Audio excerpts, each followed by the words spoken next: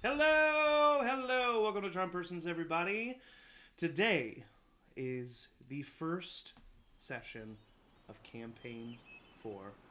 Welcome. Thank you for joining us. Very quickly, I will remind you of some announcements. This week, coming up on Thursday at 7 p.m. Central, right here, you can find the next sessions of Monster Hearts Junior Year. Shit is kicking off. So come watch that this coming Thursday at 7 p.m. Central, and then a week from today, right back at it. We are bringing back another persistent campaign, Campaign 4 Session 2. We'll be here next week at the same time, 11 a.m. Central, new time. You're here if you're seeing this. Follow us at CharmedPersons for more. Join our Discord, Charm Family, especially for Discord in the chat. I'll do it right now. This is the link to join our Discord and chat with us during the session, maybe, and see what we say, but also in between sessions, and we have art and pets and all kinds of fun stuff. But you didn't come here to hear about all that. I just made you hear about all of it so I could advertise our shit. You came here to hear about Campaign 4. So let us begin, shall we? Here we go.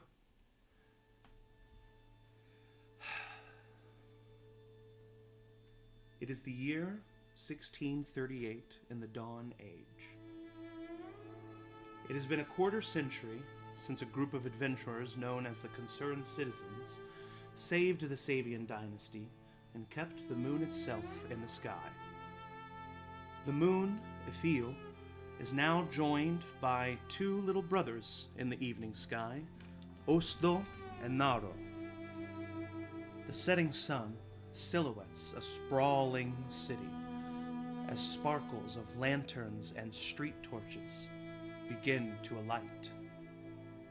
A landscape of shining metal, hard stone, and packed structures cover the horizon. This is the city where our story begins. This city, like most large cities, is truly alive. In a way, cities are living organisms, a singular cell of life that seeks to expand and grow. Cities are much like people. They have hopes, plans, secrets. Crosshaven is such a city. Crosshaven smiles with wide-open gates, melodic bells, and friendly faces. But hidden behind every smile is a row of teeth. In this city, thousands of lives cross paths every hour. Most never notice each other. Tonight, 5 will. Autumn comes to Crosshaven in this early evening, on the back of birds in a purple sky, and in the carts of merchant wagons. The brilliant bazaar becomes the heart of Crosshaven, as color replaces stone. Flowing magic replaces rigid law, and strangers stand shoulder to shoulder. It is the perfect place for something to go terribly wrong, and tonight, something will. But for now, the brilliant bazaar hums with life. Merchants shout their wares and potential patrons haggle prices. A small child with a wooden sword is chased between the legs of a grumpy old man by another child with another wooden sword. A couple walk arm in arm as one tries to convince the other of the utmost importance of a sweet bun. A mother lifts her sleepy toddler onto her shoulder as she pays a man for fresh fruit before stowing it in her basket. A patrol of 2 iron guards slowly scan the crowd as they steadily make their way through the winding market. It is here in the brilliant bazaar that we meet our first character. We see a large tent erected in the square with a beige canvas covering and tables fashioned into right angles.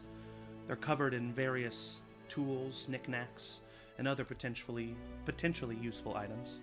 This is the trade tent. A group of sisters, colloquially known as the Market Moms, run this tent.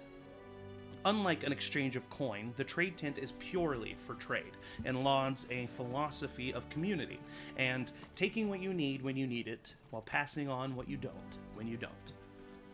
One of the sisters, the eldest, Mary, is currently speaking with a young woman. Angie, would you like to describe your character? This young woman is a frequenter of the trade tent, always looking for bits and bobs and pieces. You would see a young 21-year-old-ish woman, very, I guess, logically dressed, very practically dressed, woolen brown pants with various cuts and scrapes and snags in them, some scuffed boots, a kind of strappy leather suspender type situation going on, and just a belt full of pouches. Pouches for this, pouches for that, pulling things out of these patches to kind of assess what she has to trade. She has also affixed to her belt a small, kind of ornate light hammer. And then right now, in the picture, goggles are up, but goggles are just slung around her neck. She's not using them, she's not working. And then pushed back like crazy blonde long hair, and she is just engaged likely with whoever she's talking to at the tent currently. Mary Maple, the eldest of the Maple sisters, the Market Moms. She's looking at you, and she says, "All right, Sybil, well, what's it gonna be today?" No, I don't need much. I just... Well, what do you got for me? Because maybe I need some things. Well, I've got a bit of this and a bit of that, but it's listen, it's been tough. I'm listening. And I'm just wondering, how much can I put together for just that plate of sheet metal, that very clean, concise, crisp piece of sheet metal. It's quite large and very flat. And you don't find that often. Yes, I've got a bit of spare gears here. I've got some twine, very strong twine. Twine? Would let me that see. be? She kind of grabs it for a second right out of your hands. hands. It's good. It's good twine. Oh, yeah, see? okay. Right in your teeth there. Go ahead and roll a persuasion check for me, Sybil. Okay. First roll! Persuasion. Oh, and Angie has never left the table, but actually, for the first roll, I'm going to go ahead and do a little bit of excitement here. I am going to use my heroic inspiration that I have at the beginning of each long rest for one of my feats to re-roll that with a different dice that is going to be kinder to me. And it is. That is a 19 persuasion. All right. Well, only if you Please. if you have any leftovers, you make something pretty for me. Oh, absolutely, absolutely. I'm nearly close to my own space. Really? I'm a breath away. A breath away. Oh, wonderful. Yeah. Well, you tell me when, and we will definitely visit your shop. Thank you. Mary, I really appreciate it. All right, don't worry about it. She kind of moves back to the trade tent. Other people are talking to the other sisters. I push towards her and like scoop the before she can change her mind. Yes, she does not change her mind. She hands you the sheet of metal, and as you, sorry, go ahead. Oh, I was gonna say I turn to, maybe possibly show off my purchase. Oh, okay. Yes. You turn. Do you actually? I was going to ask you. Do you have a little tiny companion with you right now? Yes, I do like to bring him out every so often. Would you like to describe? Especially when people won't be concerned. Yeah. Would you like to describe him? Yes. Likely accompanying me currently is a small construct, a small hodgepodge made construct that I made when I was 10 years old to help me do my chores. He is a small, kind of mismatched, probably to the eye of any other observers, pathetic little piece of machine, but he is a small robot construct that is about 2 or 3 feet tall. His name is Norbit, and he stands behind me, and I show him my piece of metal, and I say, Norbit, we've struck again! Woo! Does he have 2 feet, or does he have a wheel? He has 2 feet. He has 2 feet. Little feet made of probably old pipe. Yeah, so you see him just do what he does when he's kind of dancing, which is just rock back and forth on the 2 legs. Right, we got it! Yes. Oh, gosh. Mary is so kind. Let's hurry. Are you going to use it to give me some kind of nice hat? Yeah, well, I want to give you more than that, Norbit. I want to make you... Not that you're not good now, but I would like to make you better. I would like to bring you up to speed with the times, you know. Have you do more than dusting and sweeping and such. Whatever you decide, I think it's going to be great. Oh. Norbit, I just love it. I just love you. I love you. And as you're looking down at Norbit, your gaze scans the patrons of the bazaar that browse around you, and you see a young man at a nearby apothecary stall, and you spy the familiar copper band around his wrist that denotes him as a first-year student at the Institute. As you are looking at him, he smiles as he's clearly reading from a list of specific spell components, stocking up for the upcoming semester, perhaps. The corner of your mouth begins to lift as you remember your excitement in moving all this way. The first time you saw Crosshaven in the distance as you traveled with your parents. But, as they tend to do, your thoughts on your time at school inevitably bring up a very specific memory. A very specific memory. You, give me just a second, sorry.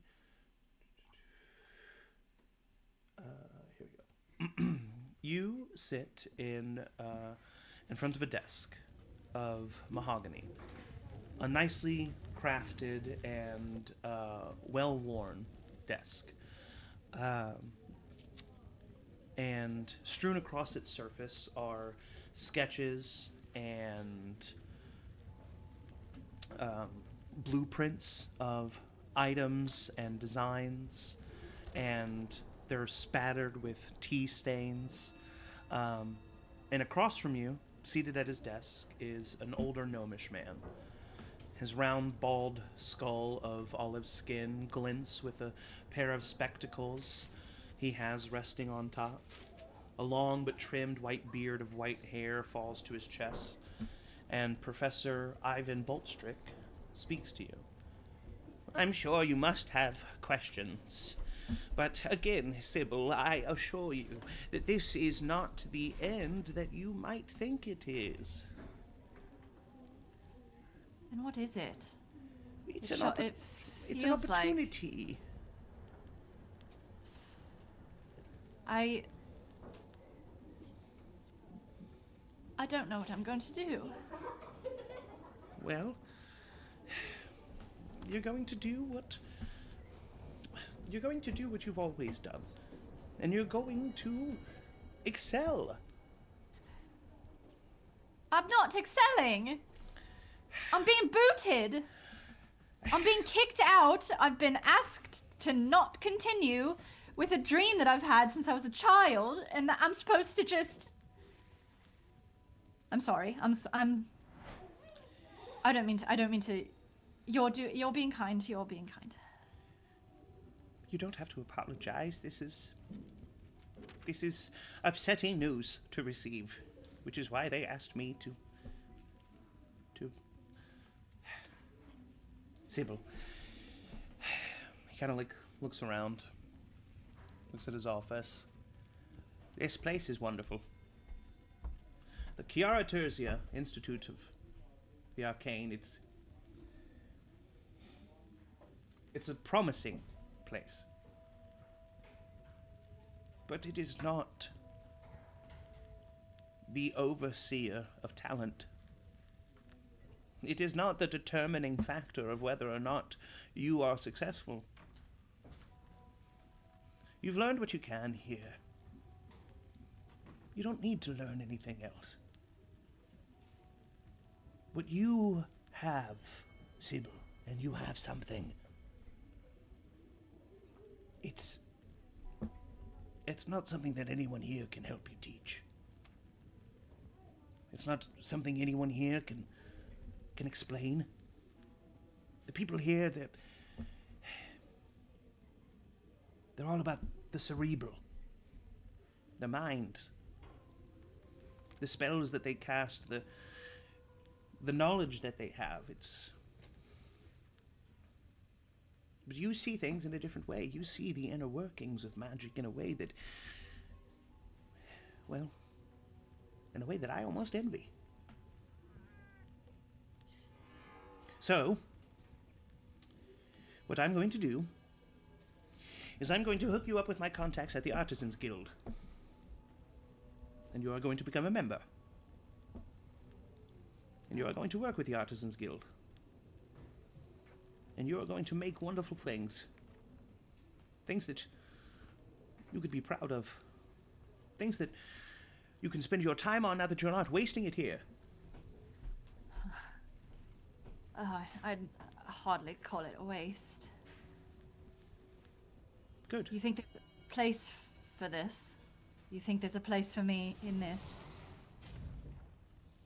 That I could really make it work?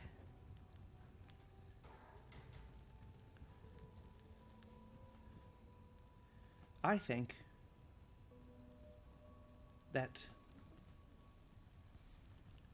what's so special about what you're doing, and so unique about it,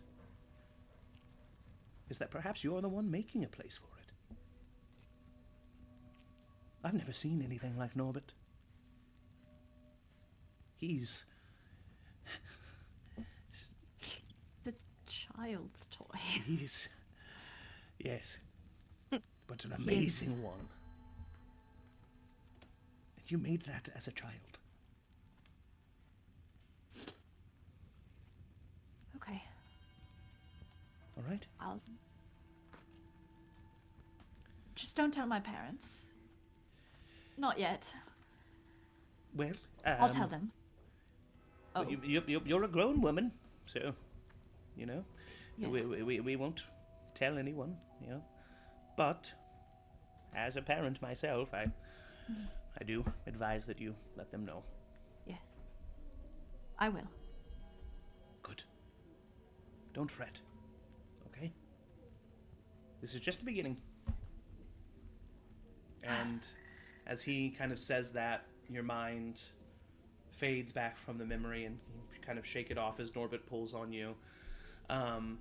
And as you kind of come to back into the market, we shift elsewhere in the sea of colorful canvas coverings and swirling mixtures of savory and sweet smells.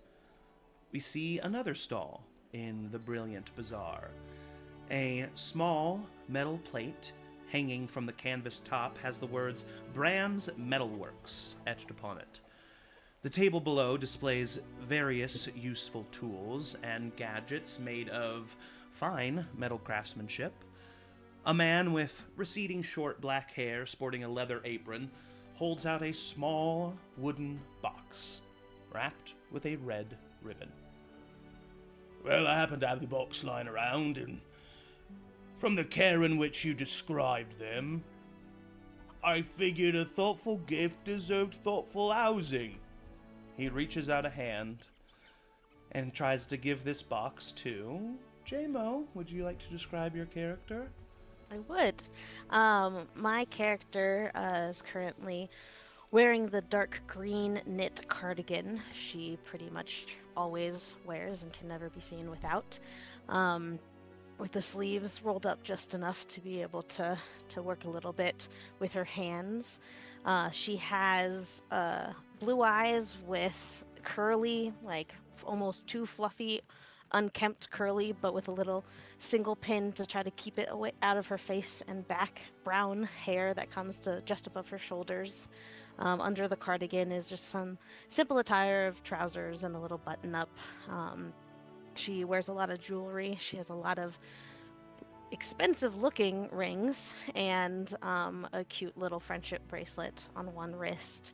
And over her shoulder, you can see the weight of it digging into the one shoulder. She has a crossbody messenger bag that just looks like it's stuffed to the brim with things and clearly very heavy as she's kind of leaning a little at the weight of it as she reaches out to accept this box and says, "Oh, it's perfect. Oh, thank you so much." Of course, yeah. I really hope that they like it. Oh, I think she will. Thank you. Do you have any paper? The bow is perfect, but I don't know if you have any wrappings. Oh, yeah, no, sure, we should have something around that. He kind of gets under the tent. You hear some rummaging. Here, here you go. And he gives you some, like, canvas paper, like, that could be used to wrap it, or could be used to as parchment, perhaps, if that's something that you're looking for as well. She takes it and just kind of right then and there slides the bow off very carefully and then like wraps it and puts the bow back on as like carefully as she can, probably unaware of a line that may be behind her, but she's just there and he's just watching. And wraps he's it immediately. Watching very intently, not caring. So, if you don't mind my asking, is this for a special someone?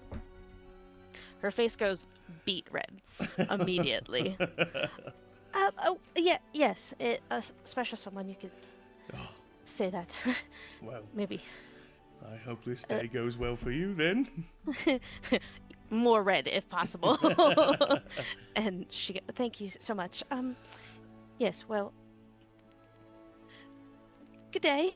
Good day. She just awkwardly walks away. And as you start to walk away from Bran's tent, you take in a breath and of the cool evening air, and you spy a child perusing a fruit stand with their mother, and they reach for a shiny red apple and knock it off the display.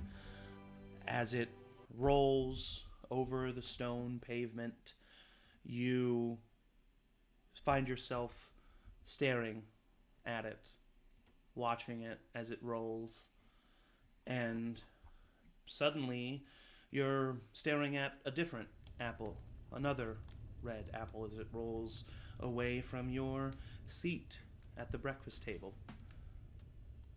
Pipplin, did you hear me? you look up to see your mother, Pipplin Farweil Duncurth III.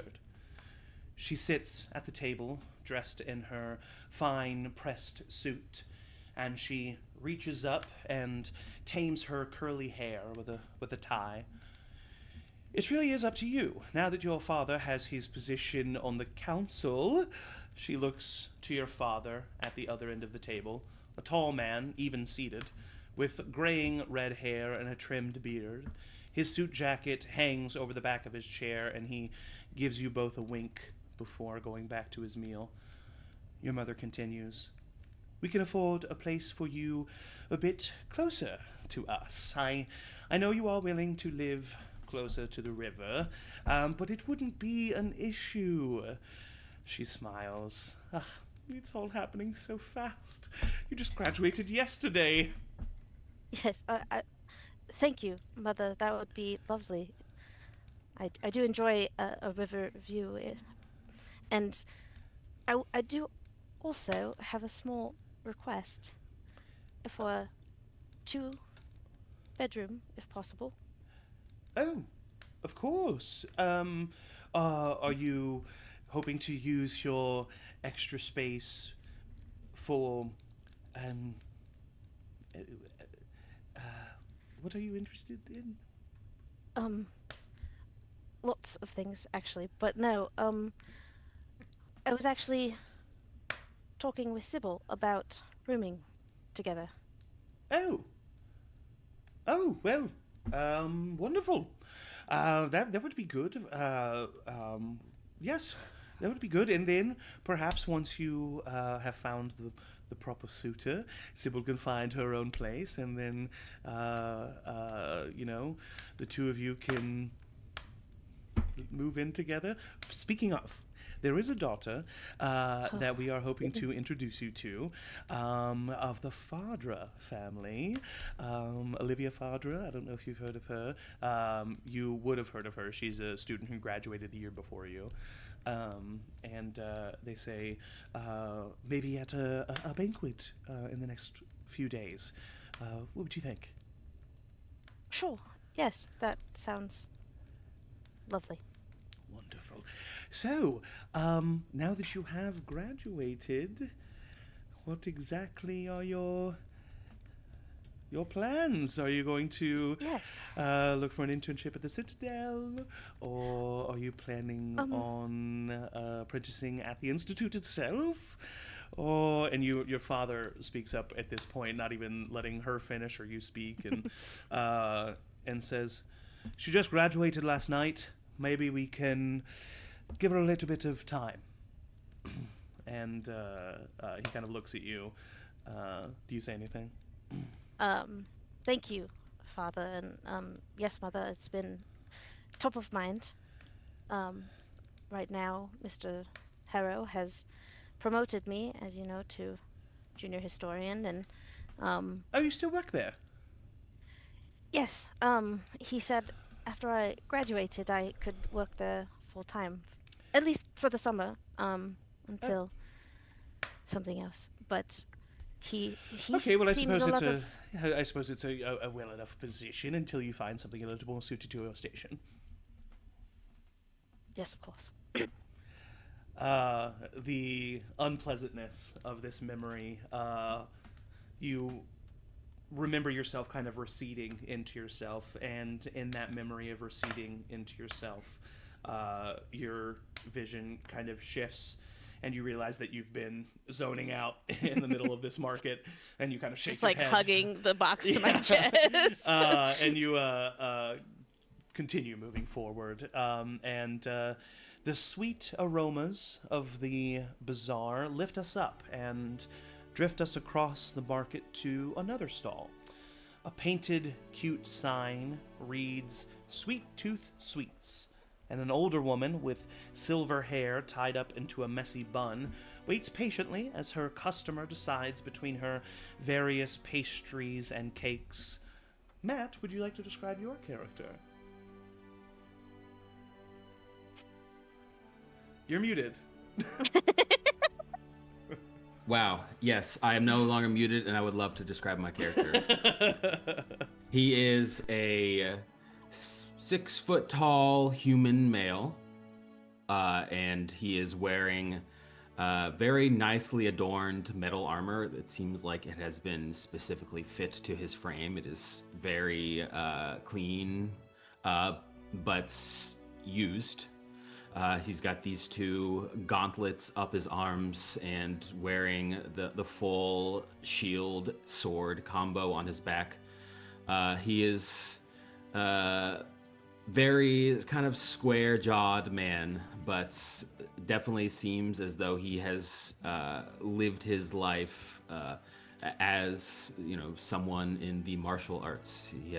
There are some cuts and scars across parts of his face and his arms.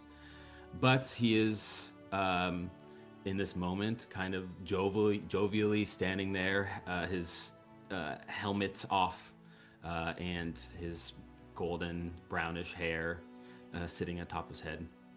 And he has just a pipe that he kind of subconsciously keeps at his lips most times. Amazing. And what pastry or cake or sweet item do you think would draw Eovald's attention? Probably bear claw. Bear claw, yeah.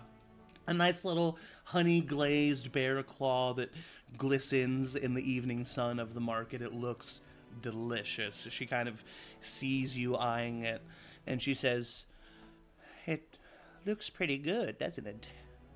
Oh yeah, it looks pretty good. I used to have this all the time when I was a kid. I haven't seen one of these in a while. Oh, you're sweet. Well, listen, how about you help me, you look like a strong fellow. How about you help me lift this crate of milk into the wagon before, so I can have it ready before we have to leave, and I'll give that to you. Oh, well, I would be happy to help you, but you don't have to feel obliged to give it to me for free. I got some coin I can pay for you. Oh, well, that's very sweet of you. Here, and she hands you the bear claw, and she kind of wraps it up in this canvas paper, very similar to what Pipplin was handed earlier. And she wraps it up and hands it over to you. What's your name? My name's Eovald. Nice to meet you. My name's Coraline. I am the owner of Sweet Tooth Sweets. We don't just have a stall here. We have a bakery in East River as well. Wow, you've been franchising out. That's a sign of success. Congratulations. Oh, well, thank you. Here.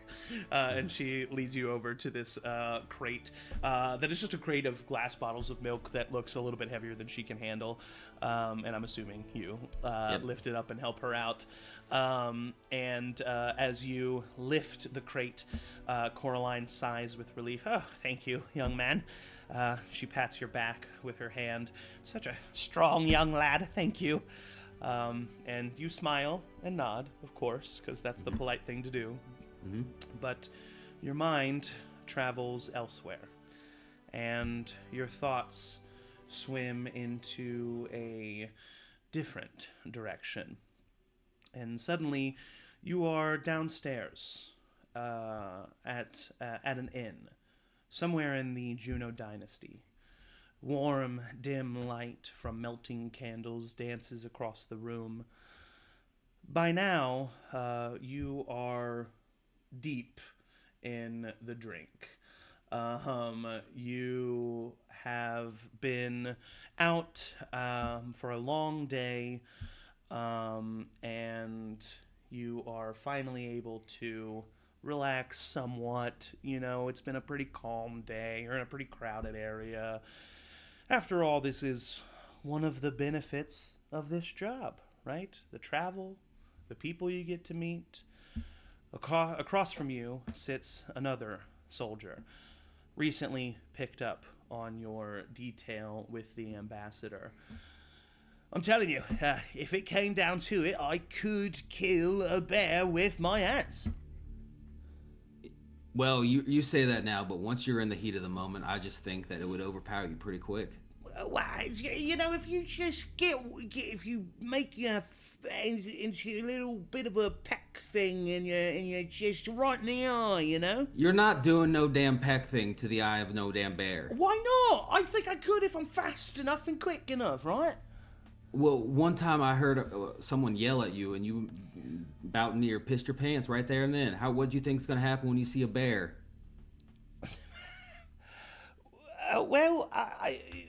You said you wouldn't bring that up again, right? I'm sorry, man. I'm sorry. I wasn't gonna bring it up, but you were making me angry. You're boasting about things that it's not possible. Well, Rob, what's the coolest thing you've done then, yeah? Well, I've taken down a few goblins. How about that? Oh, really? Yeah. Are they as nasty as I think they are? They're nastier. And they got those teeth. All of a sudden, there's a crash, a noise of violence and sudden implosion upstairs. And immediately, without even thinking, you know what room it's coming from. Okay. And you throw yourself up off the table. The chair careens across the room as you catapult yourself up from the table. Long strides lead you to and up the stairs in seconds. As you reach the top step, the ale inside betrays you, and you trip, slamming onto the top landing and sliding into the hard wall. The noise of violence gets louder. Quickly as you can, you recover and sprint down the hall towards the ambassador's room. This isn't a mistake. This isn't a dream. You can hear the struggle on the other side of the door. You try to open it. Of course it's locked. You have no time. You slam your shoulder into the door once, twice. It doesn't budge. You know you have no choice. You have to run to your room first. You have to grab them. You're simply not strong enough. You all right, dear? Coraline asks. I think I think I might have lost you there. Oh, yeah, I'm all right. You mind if I take a little nibble of this bear claw just right here and now? Of course. Yes, please. Let me know what you think. And it's delicious. Homemade. Tastes just like your nostalgic brain remembers it. This is just as good as my mama made it. Oh, you stop it, and don't you ever say that again or I'll slap you. Well, I don't want you to go slap me. Okay. I am a soldier now, you know what I mean? Oh, I am afraid. Yeah. And as the two of you kind of laugh and chuckle, out of sight and away from Sweet Tooth Sweets, another corner of the bazaar buzzes with life. Some stalls are already starting to pack up from the evening, while some seem ready to stay open for some time still. The after-work rush is starting to kick in, and people from all over the city are beginning to meander their way through the vibrant pathways of the bazaar. On this corner, we see another figure, observing the crowd, staking out potential employees or employers, perhaps? Michael, would you like to describe your character? Okay. So standing also at about 6 feet tall is a young elven man. Seems to be about in his mid-20s. He has dark red hair, messy. He has earrings down his right ear. He's dressed in almost like a Regency, like a gentleman's outfit with a long coat, dressed to look very nice. But if you were to look at the actual garments themselves, the hem is kind of frayed. There's some patchwork done.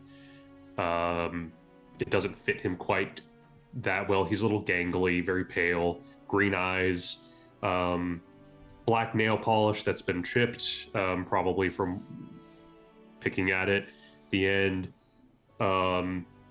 And I have a large stack of handmade, they almost look like wanted posters, probably accidentally, and it has very crude, like, block sketches of, like, 2 different figures, and I'm just, like, trying to, like, pass them out, and I'm getting kind of defeated as no one is...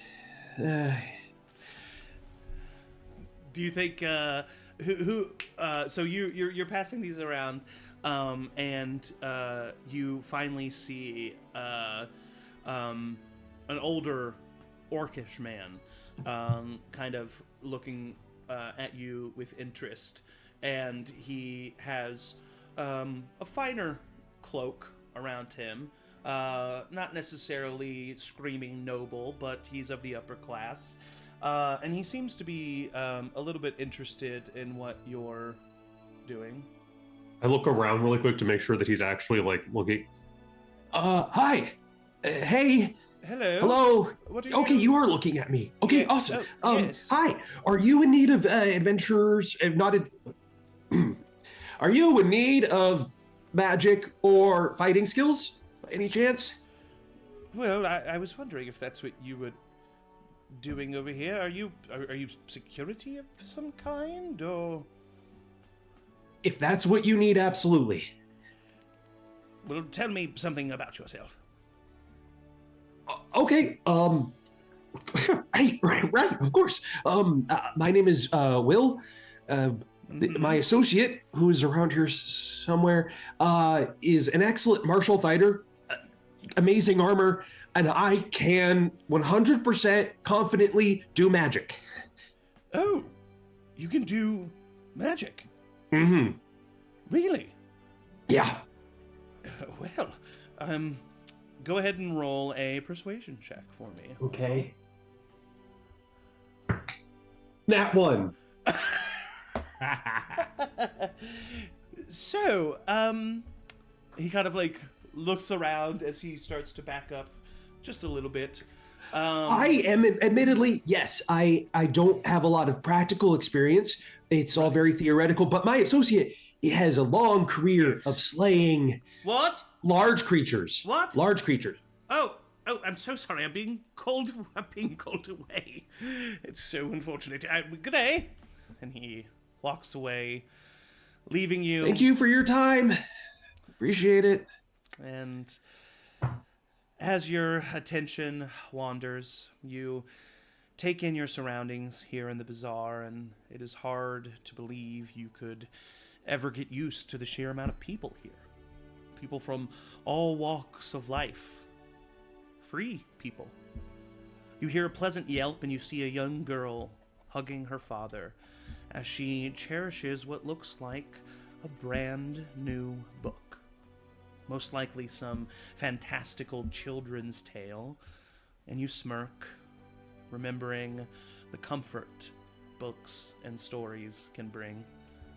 And your mind shifts, and you begin to think of a memory, and we see a younger Wilhelm, and he's seated on the floor in the corner of a very sparse library.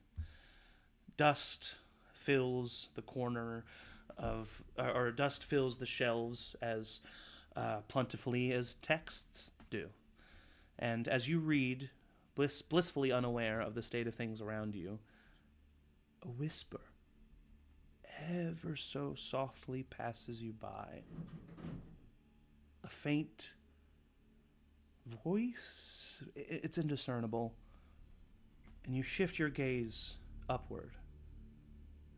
But you see no one, just another bookshelf, housing texts long forgotten. But then you hear it again, another faint whisper, only this time one of the books seems to shift or shake ever so gently in its place. What do you do?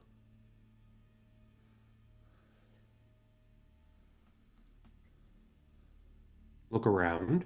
Okay, Then Definitely no get one up. around. I'm not good at whistling. Just walk up to the. I'll just walk up to the book. You walk up to the book. As you do, you can almost feel as you reach out to the book that feeling of trying to press two magnets to each other. It's kind of pushing you. There's a resistance, but you're able to grab it. And it's different than the other books that are here. It looks older, more ornate, maybe. But you grab it and you're able to touch it. Okay. Do you open All the book? right. Yeah, of course. The book opens, and it begins to tell of great magic users and arcane wielders. It mentions how some of them learned their magic through study, while others are born with connections to the arcane. Intrigued, you keep reading, and you come across a reference, a simple diagram, the basic motions of a spell. It couldn't be that simple, right? You place the book down, and you take a breath before beginning to move your hands in the ways shown. And after a moment of confidence, you speak an arcanic word. And suddenly the corner of the book alights in flames. In a moment of panic, you quickly shut the book, snuffing out the flame with a wisp of smoke. Your heart is beating so rapidly, but nevertheless, a thrill fills you. The sound of the wheel of a cart bouncing out of a crack in the stonework brings you back to the early evening of Cross Havens. Many years later, back to the present. But we shift from this place, and it is our ears and the pleasant sounds of the brilliant bazaar that whisk us away to a different area of the market. In the early evening, we see a warm glow extending from a wooden platform, the front of which is lined with lit lanterns that cast a warm light on the stage, which this wooden platform serves as. It is here that we see a figure strumming pleasantly on a mandolin. A lilting voice sings a song in Elvish. Folk songs of the verdant expanse and grand trees that tower overhead. Songs of magic that surround and bind all living things. Songs of elves that have fallen in love with mortals, and the sorrow of loss from that. At least, that's how she described it in her words. Sophie, would you like to describe your character? Yes, and it is amid one of those songs that we find this tall satyr. They stand almost 6'5" at their head height. Their horns, similar to that of an ibex, tower a little bit higher, clearing 8 feet, and they're wearing kind of regal finery, scarves of silk and like pashmina that have started to fade a little bit as if they've been outcast, and these garments have gone to wear quite a bit. They have long flowing auburn hair, jewelry on all of their fingers, their long animalistic elvish point ears covered in earrings. Their legs, a similar auburn fur covering them down to cloven hoofs as they wrap up the tail end of a song. And as you wrap up that tail end of a song, go ahead and give me... Shh! Oh, okay.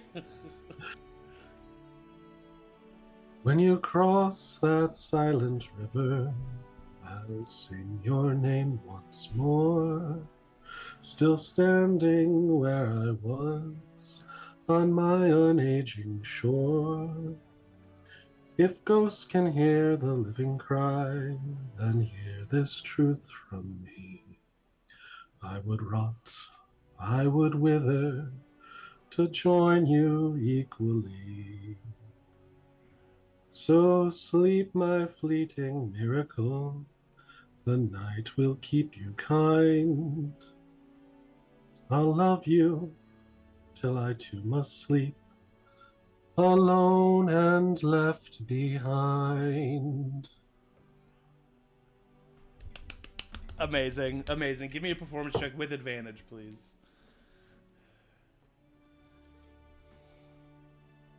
That is an 18 on the die plus 6 is 24. Amazing. 24. As you finish this song, the patrons who have gathered around you in a small crowd erupt in applause and begin to provide you with spare change and spare coin that they have, or continue on their way. And you hear the voice of a small child who kind of comes up to the stage where the little iron, it's basically a slightly rounded plate, is where the coin are being placed, and she steps up and she places 3 copper into the plate. This little orc girl, and she looks up at you and she says, "That was beautiful." Thank you, child. I appreciate it. I want to be able to play like that someday. Where did you learn how to do that? Well, how much time do you live? How much time do I live? Yes. I'm this many. Oh, well, then that's probably plenty of time for you to learn. I was taught in the Greenweld Feywilds in the Emerald Court, and it's only taken me 300 years to get this good. So Wow, you're so pretty. well, that means more to me than the copper you've given me. And she just kind of like blushes, turning a little purple on her slightly green skin, and she runs away and grabs the hand of her parent, who kind of waves and nods at you. And your attention kind of falls to the coin, and then falls to one of the glass hooded lanterns lighting the stage in front of you. And light dances within the metal hood, hypnotizing the rhythm of your heart, and you get lost in the flame. Your mind wanders, and where wooden planks once sat beneath your feet, you now stand upon mossy stone. And a warm breeze shifts your hair and your fur, and you take in the surrounding wood around you. It's been a long time since you've been in the Winding Wood. It's been a long time since you've smelled the smells, felt the wind, heard the sounds of the fauna that only grace the Winding Wood. Can't be found anywhere else. And as the warm breeze drifts past you, you realize it's not a warm breeze, a wind, a hot wind. How long have you been asleep? That too much elvish wine. Forest animals burst into the clearing around you, running past you, frightened. And then you see it. Fire, flames, licking up the trees and across the forest floor. You're running. The animals are running with you. Your heart is racing. The wine, it stirs again, and your balance leaves you. You fall. The animals keep running. A heavy hoof coming towards you. Darkness. Pain in your head. Cool water dripping down your horns and onto your forehead. You stir. In the distance, you hear voices. But closer, you hear whimpering. You look around.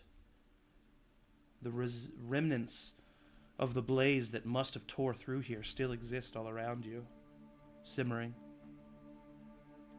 But a single conjured gray cloud rains down on you, protecting you from the flames. Did you do that? Can you do that? The whimpering again. And you see a small flame. No, not just a flame, a being. A creature. Afraid and alone. It reaches out to you. What do you do?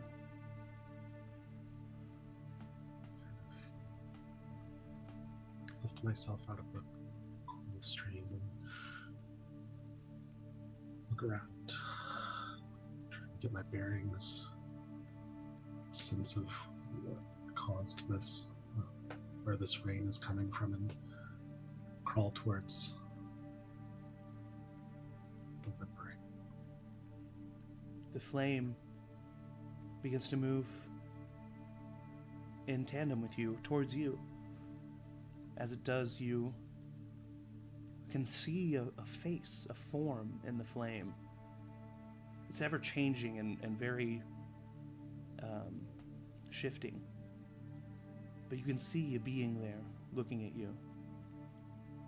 And it looks to you with such a sad face. Help me.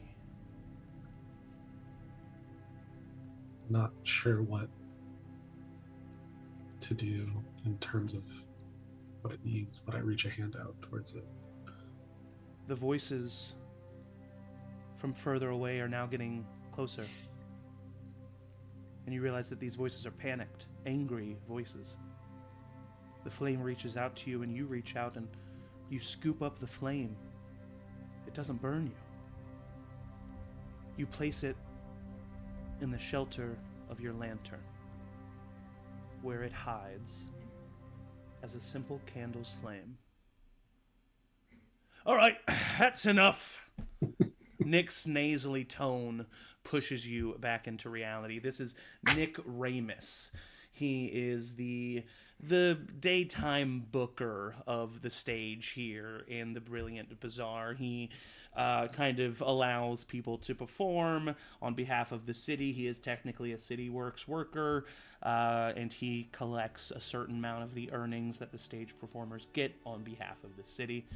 And he kind of looks up at you, and he says, "All right, we're going to break for now, and then we got a new act for the evening. Well done, well done." Thanks, Nick. Appreciate the time. Yeah. Your, what was your name again? Luce. Luce. Yeah, right, yeah. Well done, honestly. That was a beautiful song. You should definitely come back. He kind of reaches down in the plate, and very quickly just kind of like... and with that performance check, I'm going to roll a D100, and I'm going to roll this in the Chat of Doom, and we're going to roll this at advantage. Ooh. 76. 76, he ends up giving you 62 gold total. Sorry. 62 silver total. So that is still happy with that. Yes, but yes, you know. for sure. But I was that like, is, God damn. Yeah, no. So 6 gold and 2 silver is how that works out. Yeah. And then he takes the rest for the city. And as you jump down off the stage, we have now met our cast of characters. The sun is finishing its last bow on the horizon, and the air is getting just that much more crisp. The bazaar is far from closing for the night. However, the patrons still wander about, searching for that specific ingredient or browsing for something that piques their interest. And for now, time is yours to do what you would like. Matt, I think that you have walked away from Sweet Tooth Sweets at this point, munching on your bear claw, and you spot your friend Will just as an orcish man seems to be walking away from him and giving him very obvious side eye. And you're muted. Starting strong, guys. Will, how's it going? How's everything going well? I put the papers behind my back that I was handing up. Yeah, everything's been going fine. What did you get up to? You gotta try some of this bear claw. It is delicious. Oh, You know bear claws, right? it's not that I'm judging at all. It's not like from a bear, right? No. It's just called that because it kind of looks like a bear. It's just kind of a flat pastry. You gotta try it. Okay, yeah. Thank you so much. That's so that was your big excursion today?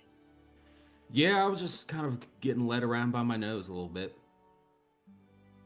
That's awesome. That's a really cool fighter instinct. Yeah, well, it's more like a hungry instinct. You know what I mean?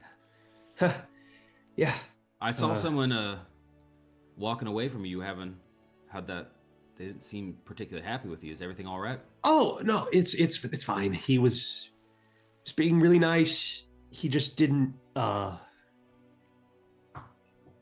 for what I was trying to say, but that's okay. Yeah, well, there are people out there that do care about what you're saying, including me. Oh, that's so nice.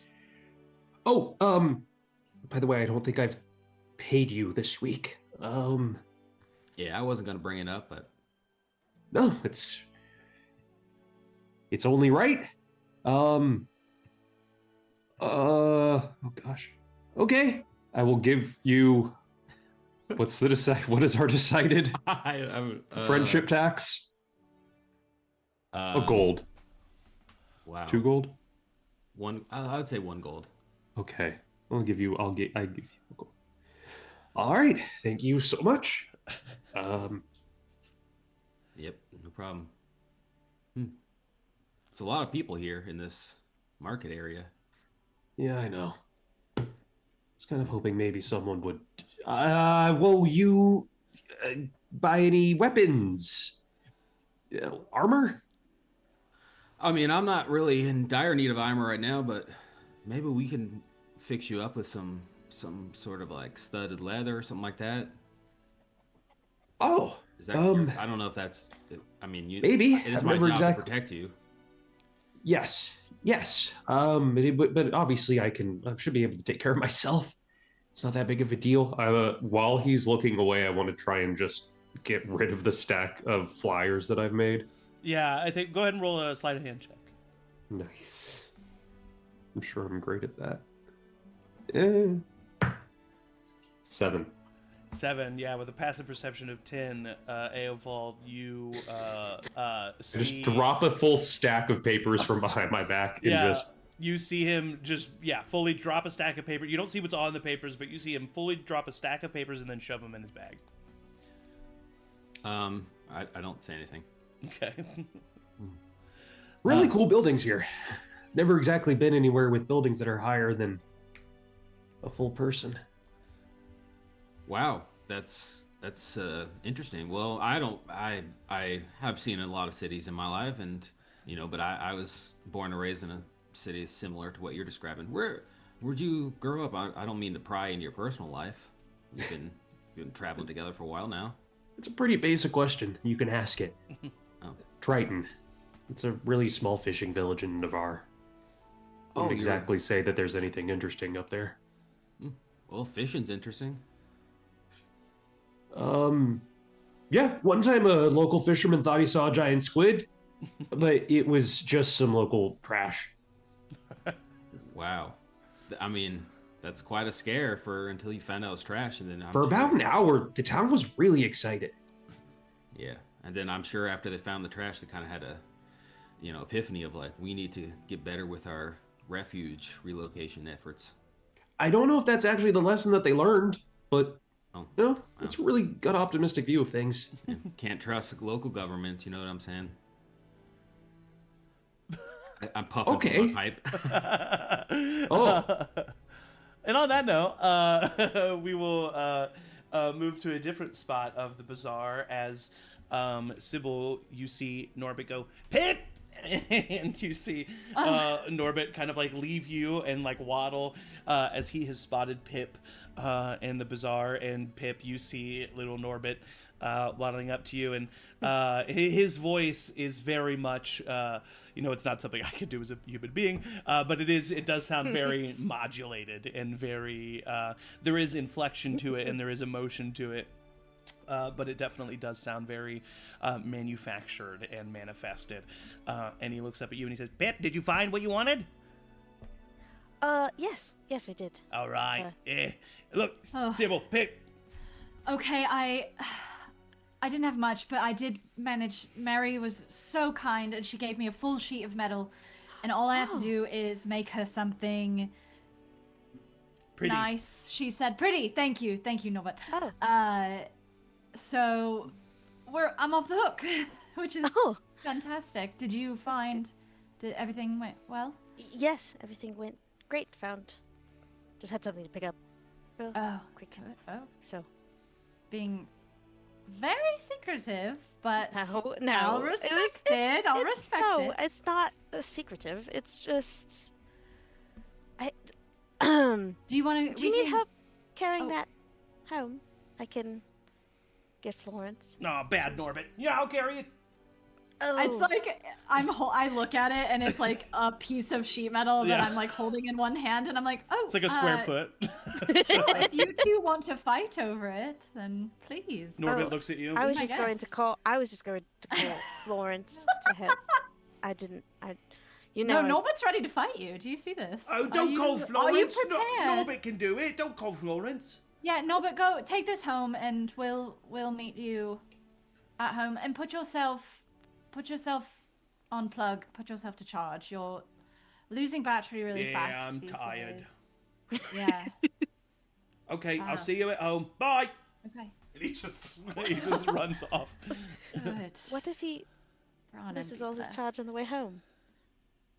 Well, we'll take the way he went, and if he's there, we'll pick him up. And which would definitely be just like if he had an internal GPS, like the most direct route. Like, yeah, like, it's like the other than alleyways, alleyways, like the street exact route that you would take.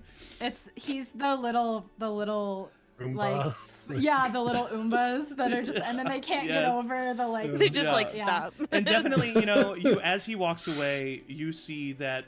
Professor Boltrick was not wrong. Norbit is definitely a rare sight these days. But in this city of Crosshaven, you do have some people who, after this amount of time, know Norbit as a little bit of a local. And it's one of those things like Crosshaven is a city very much like New York, where it's like if you see a person that is in a cow suit and a tutu 3 days in a row, it becomes normal. You know what I mean? And you just don't notice the guy in the cow and the suit and the tutu anymore. So it's like Norbit's kind of become that, and so you do see some people who are like tourists or new to the city kind of like eye him as he walks by. And you do see that there are some people who are even like, I know Norbit, know him by name. And I bet he feels famous. He's excited about that. Yeah. For sure. And so he runs his way back to your little hovel. And as we take this moment of calm serenity as we watch over that, it's interesting. It's a strange thing when the normalcy of reality is plunged into chaos. Because it doesn't happen all at once. It starts off as a distant scream. Wow, someone must be really excited about something. A young patron sprints carelessly past you, running into your shoulder. How rude, how oblivious. Oh. How ironic. More noise now. More raised voices. A distant scream pierces through the clamor of commerce. In the moment that follows, the brilliant bazaar goes silent. Someone sprints past the crowd, running from the direction of the scream. Still, silence. Everyone stands frozen in just a moment of shock. Suddenly, instincts kick in. Parents start grabbing their children. Merchants start to seek to protect their wares. A pair of iron guards sprint in the direction of the chaos, hands on the hilt of their blades. Smoke and flame flash in the distance. An icy wind rushes past canvas banners. Roll initiative. And that is where we're going to take everybody, and that is where we're going to take our first break. Oh my god. So we will come back with rolling initiative and starting our first combat of the session. Stay tuned. Stand up, stretch, get some water, but stay tuned. Don't go anywhere because we will be right back. Oh my god. What?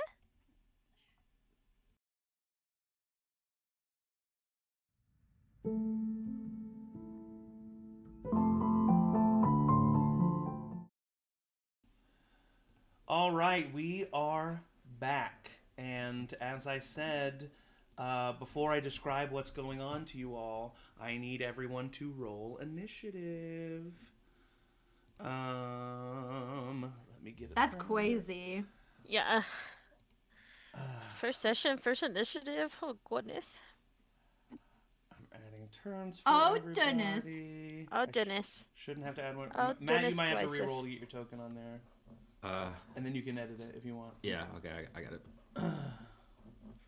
So Hot you- damn. Spider coming in hot.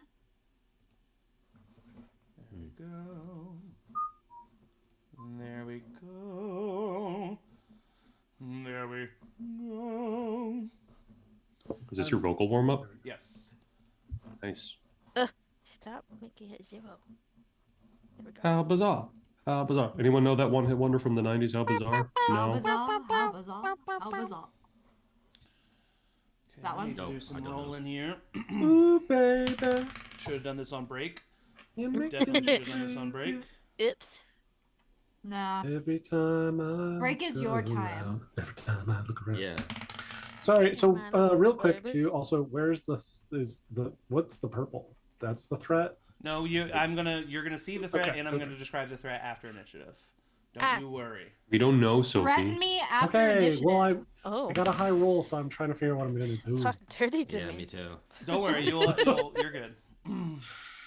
I've been writing a bunch of like limericks from the Feywild, and I'm so excited to share them. Cool. at some I'm point so in time. excited. I did not expect that. I had to shush you because I was like, if I let Zach talk at all, I'm gonna lose my nerve, and I'm not gonna sing this song. Oh, I know. You're good. Yeah. Yeah, it was. I do like the idea of like Luce being I like knew exactly. Lord I- at that I know concert where she's exactly. like, shh. I knew what was happening. Don't you worry. Every time. God, now that song's gonna be stuck in my head. Thanks, Michael. Every breath How bizarre. you take, How bizarre, how bizarre, how bizarre. Every move you make. Different song. This is just gonna become a rave. Yeah, that's all it is, right? All the things you said. A all the wild things DJ you appeared? said. Yeah.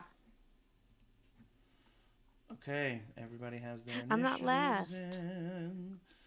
No, I got a -1 to initiative, so. All Oh, right. God. You So, squishy wizards, I'm not gonna go first. at the top of the turn order. Well, look. Oh, sorry. Let me describe what is happening first. So, as you are all in this bazaar, you hear this screaming, this chaos. All of a sudden, the world around you shifts dramatically. There are movements of icy winds and dust-like tornadoes and these lava-like rivers that seem to move amorphously. You see these elemental creatures, these little goblinoid-like elemental creatures that seem to be made out of different elements. You see, let's see who's close to in here. Luce, as you are looking down at the stage, you see this chaos. You see this river of magma that starts like making its way through the market. A very small little river that seems to be moving sentient. And as it does so, you see it kind of rise up, and you see this goblinoid creature come out of this river of lava. You see this impish, like, magma mephit. You see it oh no! throw I hate a these little things. bottle of fire as it seems to just kind of laugh chaotically. Right next to you, Will, you feel this icy, cool air as this like cloud of mist and ice comes up next to you and manifests with a evil little grin as you see an ice mephit kind of look at you. And then you see that dust tornado that's moving around the square. You see it like very Tasmanian devil-like. You see it kind of come into fruition as this little like dust mephit, as all of these elemental creatures are now causing complete chaos. And let me show you where they are now. Boom. They're so far away from us. Oh man. So this is where the creatures are. You see the blue tokens are civilians. These two over here are Iron Guard. This purple token is a person that we might see. But at the top of the turn order, we have Eovald. So Eovald, this chaos erupts around you.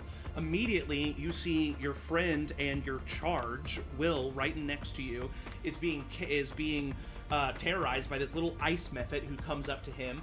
Also next to you, to your left and to your right, these two little pools of magma come rising up. This one little mephit comes like almost like breakdancing out of this like little river of magma before like looking at you. And so you see that you're kind of like surrounded right now. And the time is yours. What do you do? This blue circle is just civilian. Blue circles are just normal people. Yeah, just civilians. Okay. I immediately drop the bear claw and go straight into like, Oh no! I'm in work mode now. Of course. Yes. Heightened senses, pull out my shield and my longsword, Okay. and I'm going to run up to here. Okay, run up to the ice mephit right next to Wilhelm. Go ahead and roll for, or what do you do? Sorry. I kind of put my shield out in front of Will. Stand behind me. We're gonna have to make our way towards the back alleyway. We're gonna, then you, and then I point to the other civilian there. Yeah. Follow us. You see just this like teenage boy who like is like lost in this moment, kind of looks at you. Yeah, okay, yeah. And you have your shield up. Do you make an attack on this mephit? Yes, I do. All right, roll for attack. Our first attack of the campaign. 17 to hit. 17 hits. Ooh. 11 slashing. 11 slashing. You immediately slice through this mephit, completely cutting it in half, and it kind of like and then it falls apart and kind of reforms, but much more weaker in the middle. Definitely doing some damage, but it's still standing. And then I'm also going to use a one of my combat maneuvers on this called maneuvering attack. Ooh. Which means I can add a d8 to the damage that I just rolled, which is 3. Okay, nice.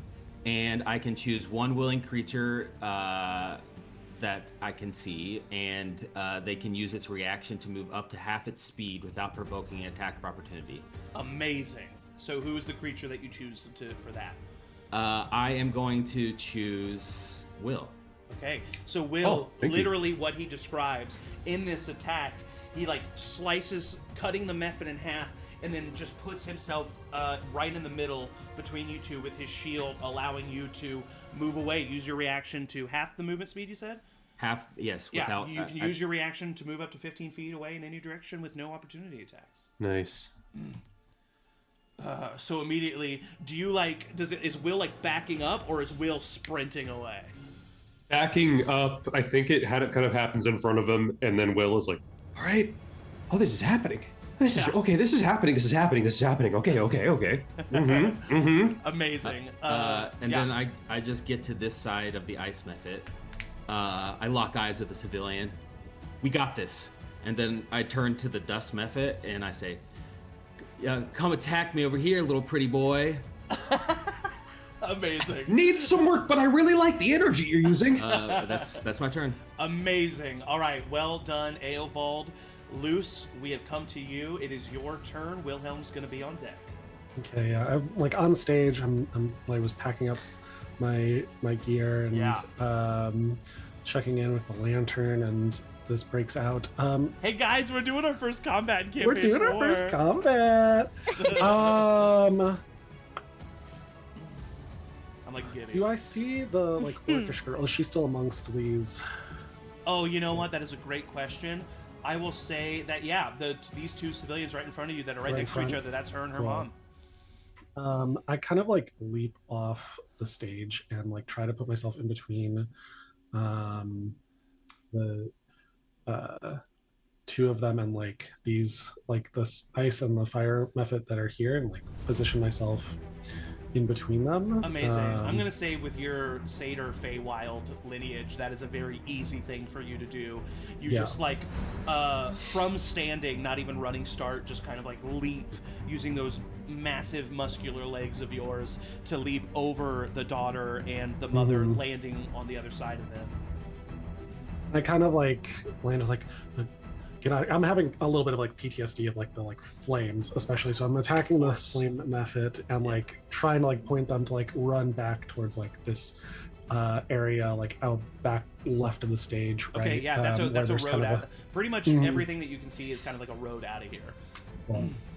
And then I use my bonus action to summon my packed weapon, which is this long glaive, and the lantern kind of like clicks into place on the other end of it, and swing to attack this fire Mephit.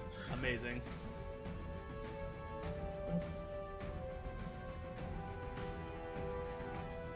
Which is a... Sorry, give me You're this. good. 21 to hit. Definitely hits. Roll for damage. And that is max damage 14. Oof! You smack the shit. You slice this magma Mephit immediately. Once again, just like slicing it right in half, and it kind of like falls apart to the side, and then forms into this puddle and kind of reconvenes into a much smaller version of itself, still alive but much less threatening. And it kind of looks at you and flips you off. Yeah, I think like with that, I kind of like stand like holding like this glaive, like kind of like trying to create a barrier between myself and... Oh yeah, you definitely have this thing's attention, and I would say you have the ice Mephit's attention for sure. You start noticing it like crawl up the table there on the other side. You see it freezing the fruit and spices that are on the table as it like touches and walks towards you. That's your bonus action, attack, and movement. So I think that's your turn, right? Yep, that's it. Wilhelm, you are up. Eventually, we get to Sybil. Okay. And Pip. And I'm doing Take a deep breath and look around. I can do this. I'm capable. I know exactly what I'm doing, and I'm going to. Guy. I'm going to cast Hex on this dust Mephit up here. What does it look like as Wilhelm casts Hex?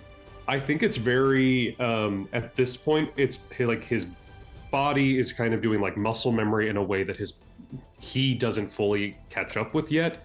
So it feels almost like his right arm juts out, and he does an arcane movement with his hand that kind of like twists, and it just doesn't visually look like much. I think this is one of the more subtle things that he can do, but he's changing like for lack of better phrasing, changing the air of possibility around him. Yeah. You start to and I know you start to just see the dust mephit. It's not like you see versions of the dust mephit, but you see almost as if like you're seeing them through glass that is shattered. There's just like different like fractal versions of them as you cast this ever so subtly as you cast this hex spell. And I know it's not like these never have any real effect, but the disadvantage on ability checks, I'll just choose Constitution for it. Okay. I know it doesn't apply to saving throws. Yeah. So that's my bonus action, and then for my action, I'm going to cast Mind Sliver at it, so it needs to make an Intelligence saving throw of 14. Okay, Intelligence saving throw of 14 minus 1 to this. 4, it fails. Hey! This is something that he definitely feels more confident about. I think visually it looks like if anyone watched X-Men 97, it's like almost like a flash of like energy that's kind of like on his mind, and then the air kind of shimmers as he's kind of sending this like telepathic burst into the Mephit's mind, where it also has that kind of same like flash as the psionic energy. Amazing. How much damage do you deal this guy? It's a great question. So the Mind Sliver is going to be 2 points of psychic damage. Okay. And then I have my Hex up, which means it's going to do... Oh, and just another d6. And your Hex does an additional psychic. Psychic, right? Yes. An additional 5 points of psychic damage. So 7 total. Yeah, you just kind of see this like, and you know, this creature is like fully manifested from dust and ground, and you see the head of this little goblinoid creature kind of like literally like explode and then kind of form back as it screeches and then looks over at you, definitely noticing you after that. Okay. All right, that is the end of your turn. Yes, it is. All right, it is now I'm staying put. Ice Mephit's turn. This Ice Mephit here is going to run up to this civilian. No. And it's just gonna go and start clawing at this civilian here. That is going to hit and deal.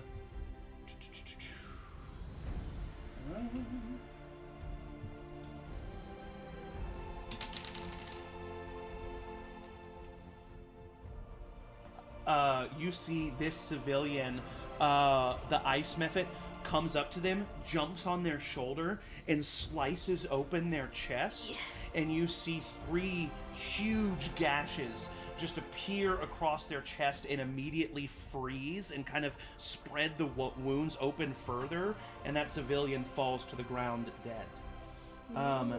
This Ice Mephit is then going to run out. Honestly, the closest person to him is Will. He's going to run up to Will, and then this one's going to run up to Luce here. Actually, it's going to run across the stall and like run right up to you after that challenging move that you had. All right, so the one against you, Will, from behind you feel this cold presence as this creature slashes at you, but with a 3 on the die, I don't think a 6 total is going to hit even you. Even me. No, it's not. So you, like I said, you feel this cold presence, and you are able to just kind of like swirl around looking behind you just as he swipes at you, and you see this little Ice Mephit staring right at you. The one that is coming up to you, Luce, is going to get a 12, which is not going to hit you. I think you just are able to just kind of like dodge out of the way, out of reach of this creature as it swipes at you, and just kind of gets mad that it misses. You see that these creatures, they seem purely bent on chaos, just attacking the first things that they see, purely just bent on causing chaos, causing mayhem. After the Ice Method's turn, it is now the Dust Method's turn. This one is going to jump over this stall and attack this civilian. Oof, that is a natural 20. So you see this Dust Method come up and just completely...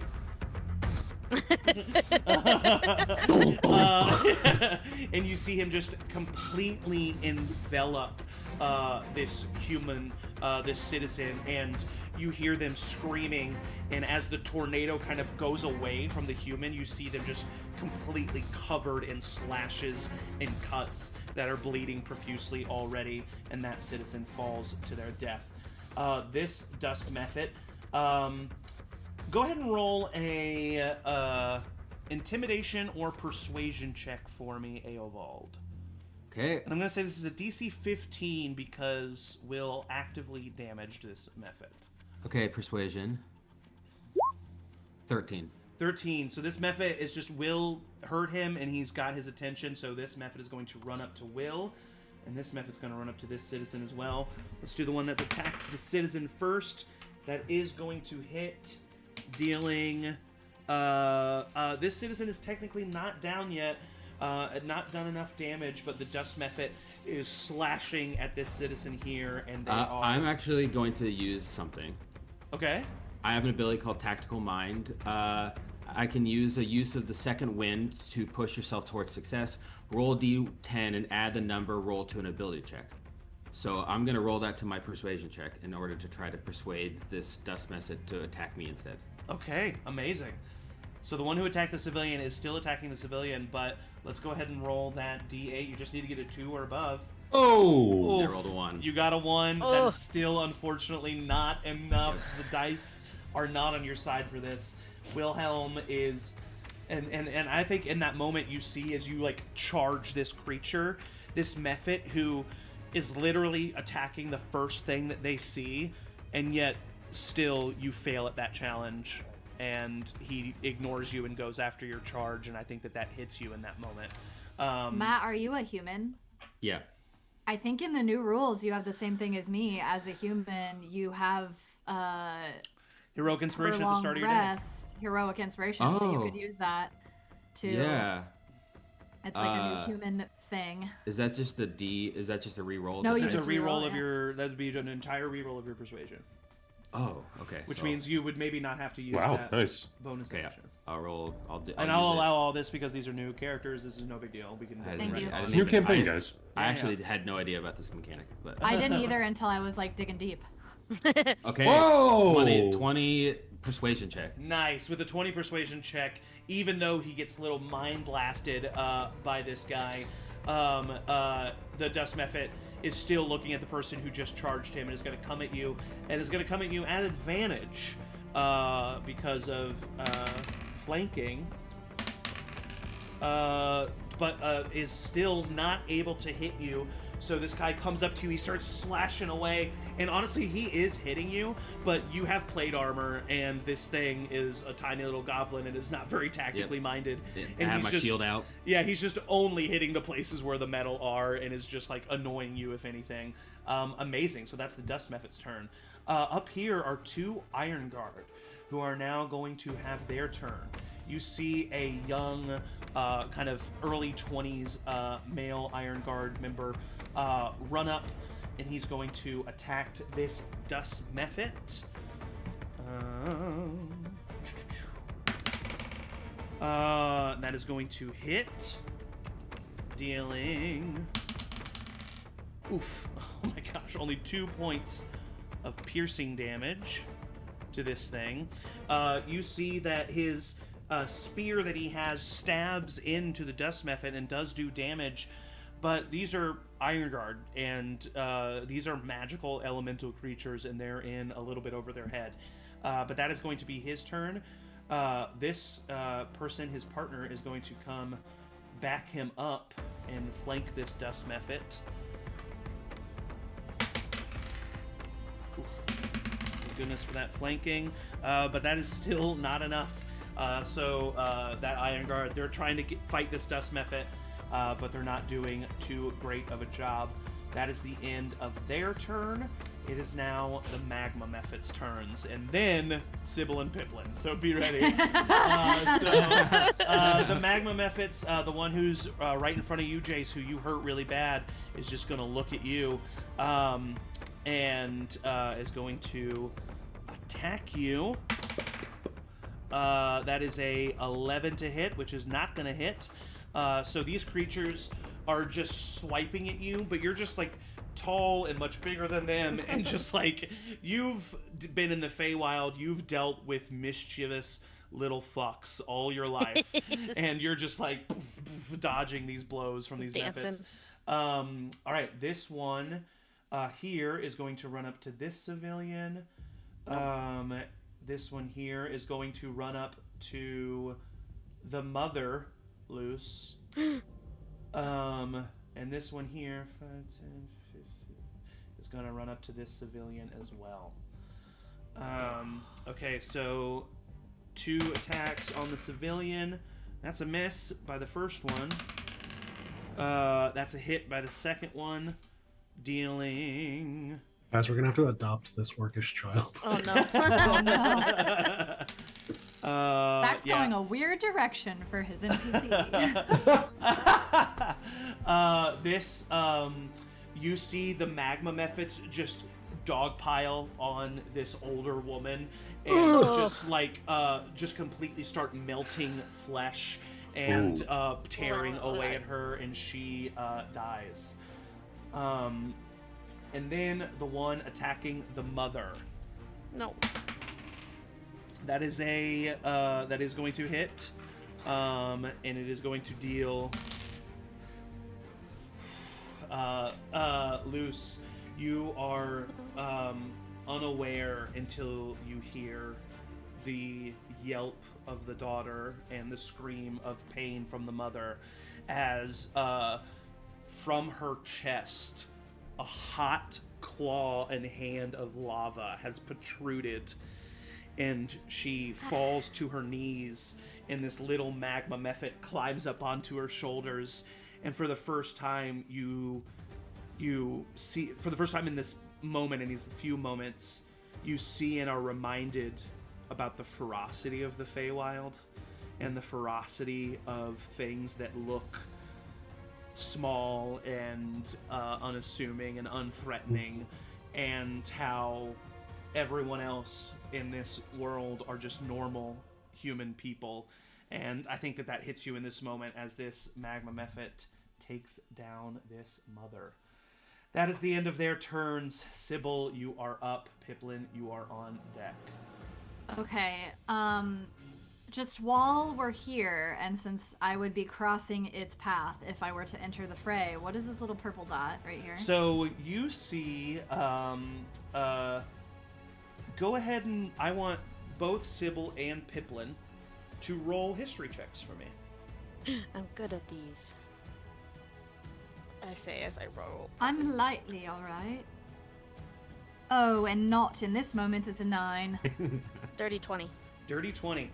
Sybil, you see a lean, muscular individual, short, very bright blonde hair, and that's kind of they're definitely armored in kind of a light armor, but that's all you can see with their back to you.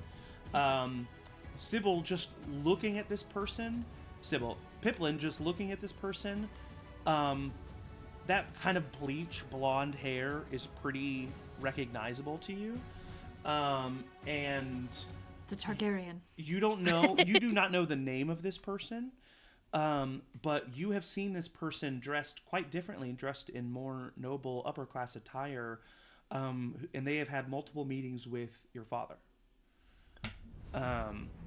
And so that is who you see that individual to be. But you basically just see them as kind of like an armored citizen of the city, Sybil. Okay. I'll take Pip's hand. We've got to help. And I'll run past this individual and toward the downed citizen right here. And I am going to take out my hammer from its little sheath on my belt, and I am going to come around here and kind of step. I know I can't step over and share space with another person, but as if, because they're down, I want to protect them from any further harm, and like bonk. Actually, with them being down, you can step right on. Okay, Like, I'm protecting them, and I'm going to use my reaction to cast shield on one side, and so just kind of See, I love this. No one ever does this. A preparatory shield. No one ever does it, and it's something that you can do. Well, I can only bonk one of them, so I'm going to shield myself from the other. Yes. And it's like when you're working in a very hot place, and there's like that kind of miragey, fiery heat that kind of wheedles out. It's like that. It's not an actual shield, but it's like it's that like kind of if you effect. see the warping of reality from the heat. And Yeah, it I probably love that. feels very hot because of these little magma creatures. Love that. Which one are you bonking? The blue or the I'm green going to one? bonk the green one. The green one. Perfect. Yes. I bonk him with my There's hammer. no difference really between them. It's just for my. Yes. I'm going to smack him on the snout With your like hammer. my childhood dog Arthur II. Don't say that. And unfortunately, I'm me, and so that is Angie, no. an 8 to hit. That unfortunately is going to miss. An 8 is going to miss. Well, no worries, because I do have the 2-weapon thing that I can do for a bonus action. Yes. But I will not. I will chance it. Let's see. Oh, that's a little better. 15? 15 hits. Oh, yes, I say, down, boy, down! And it hits the second time. And that will be only 2 points of bludgeoning. You literally like bonk it on the head, and it kind of like rubs its head.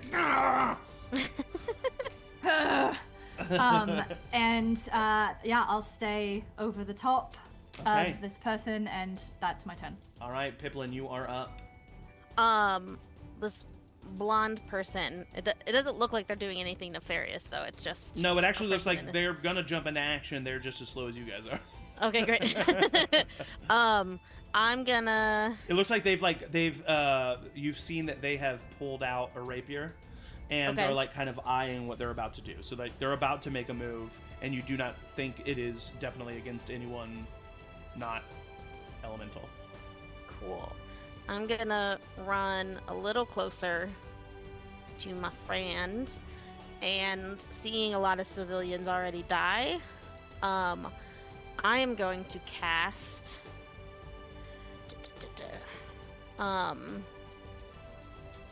a second level fog cloud Ooh. that will cover pretty much this entire area. Okay. I'm gonna center it like right here in this square, and it has a 40-foot radius. Okay, let me draw that here. 40-foot radius. Mm-hmm. Okay, so that would be.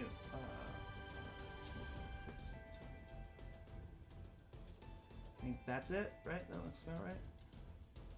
5, I don't 10, see 15, 20, anything. 25, 30, 35. I'm asking the people in my head. Okay, there you go. Everything in the yes. blue circle is now immediately. And what is this? Do you see the blue circle now? It's only a 20-foot radius, I think. If like this is the center. Oh, 35. But I it's, wanted it centered like here, where? so it can get closer to the, so it can get closer to the last civilian that's more down south. Sorry, so like here? Little to the right. So here. Oh, right, sorry. There. I see it. Right there? That's where Sophie is This is- pinging. Number what? Number 2. Just, I was thinking here in pink. okay. Right, Pink is the center. right there. We'll all do it. And Yeah. let me raise it by 5. There we go. So right there, that's what it would be. Perfect. Okay. Pretty much every civilian is at least covered. So what Pip does Yeah, is what does this look like when reaches Pip does this? into her bag, pulls out a book and a piece of paper, and as she squeezes the piece of paper, it like shreds into confetti, and she blows it out of her hand, and just like a fog cloud of confetti, white pieces of paper just surround this whole area, to make it heavily Yeah, it's basically a obscured. combination of like confetti and fake snow from a cannon that just kind of like just completely disperses in this area, and everything that you guys see in this circle is now heavily obscured, I think is the definition, which means attacks have disadvantage within this, but that goes both ways, which is great. So that is Pipplin's action movement. Any bonus action for you? Cast a spell, so I can't really do a thing. What are you guys laughing at? Sophie posted something rotten. I Children. don't even know how to describe it. That's how the spell It's works. the fog spell. I don't know what. Guys. If you want to know what we're laughing at, join our Discord. Join the Discord. Yeah, join the Discord, Join the yeah. Discord. I have no explanation. I think that's all she does. So she's just kind of standing there with a book in her hands that's like open to a certain page, but Okay, yeah, just perfect. a little frazzled. As you cast this spell, and as this happens, you hear from the book itself, the page that you are on very quickly shapes into a familiar face. And even though it's in paper, you can see this little mustache over this little face form. We're done! And it just kind of appears and says that to you before it disappears again. And that is the end of Pipplin's turn. It is now this character's turn. I'm going to say with a 20, as they start to move forward, you... oh wait, no, I said you didn't know their name, so never mind. Nope. You don't get their name. But they do look at you, and you see their eyes kind of widen for just a moment as they recognize you. And then they kind of like look at the fog cloud and they nod. And then they are going to run in here. They are going to roll an acrobatics check to make sure they can kind of like run on top of this fountain. Easily done. And they are going to come and attempt to flank this Mephit, which will cancel out the disadvantage and make this a straight roll. Oh, hell yeah. And they take out their rapier. It's hard to see, but you see this flash of movement, and you see this bleach blonde individual appear behind this magma Mephit with this rapier, and they are going to pierce the Mephit, dealing 8 points of piercing damage, and then an additional 5 for a total of 13 points of damage to this thing, who you see every time they get hurt, especially these magma ones, you see that they just kind of reform as like smaller versions of themselves.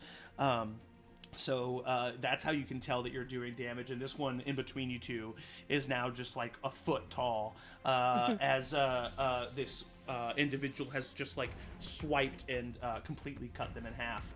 That is the end of their turn. It is now the remaining citizens' turn. This one at the bottom right here is going to run away and disappear.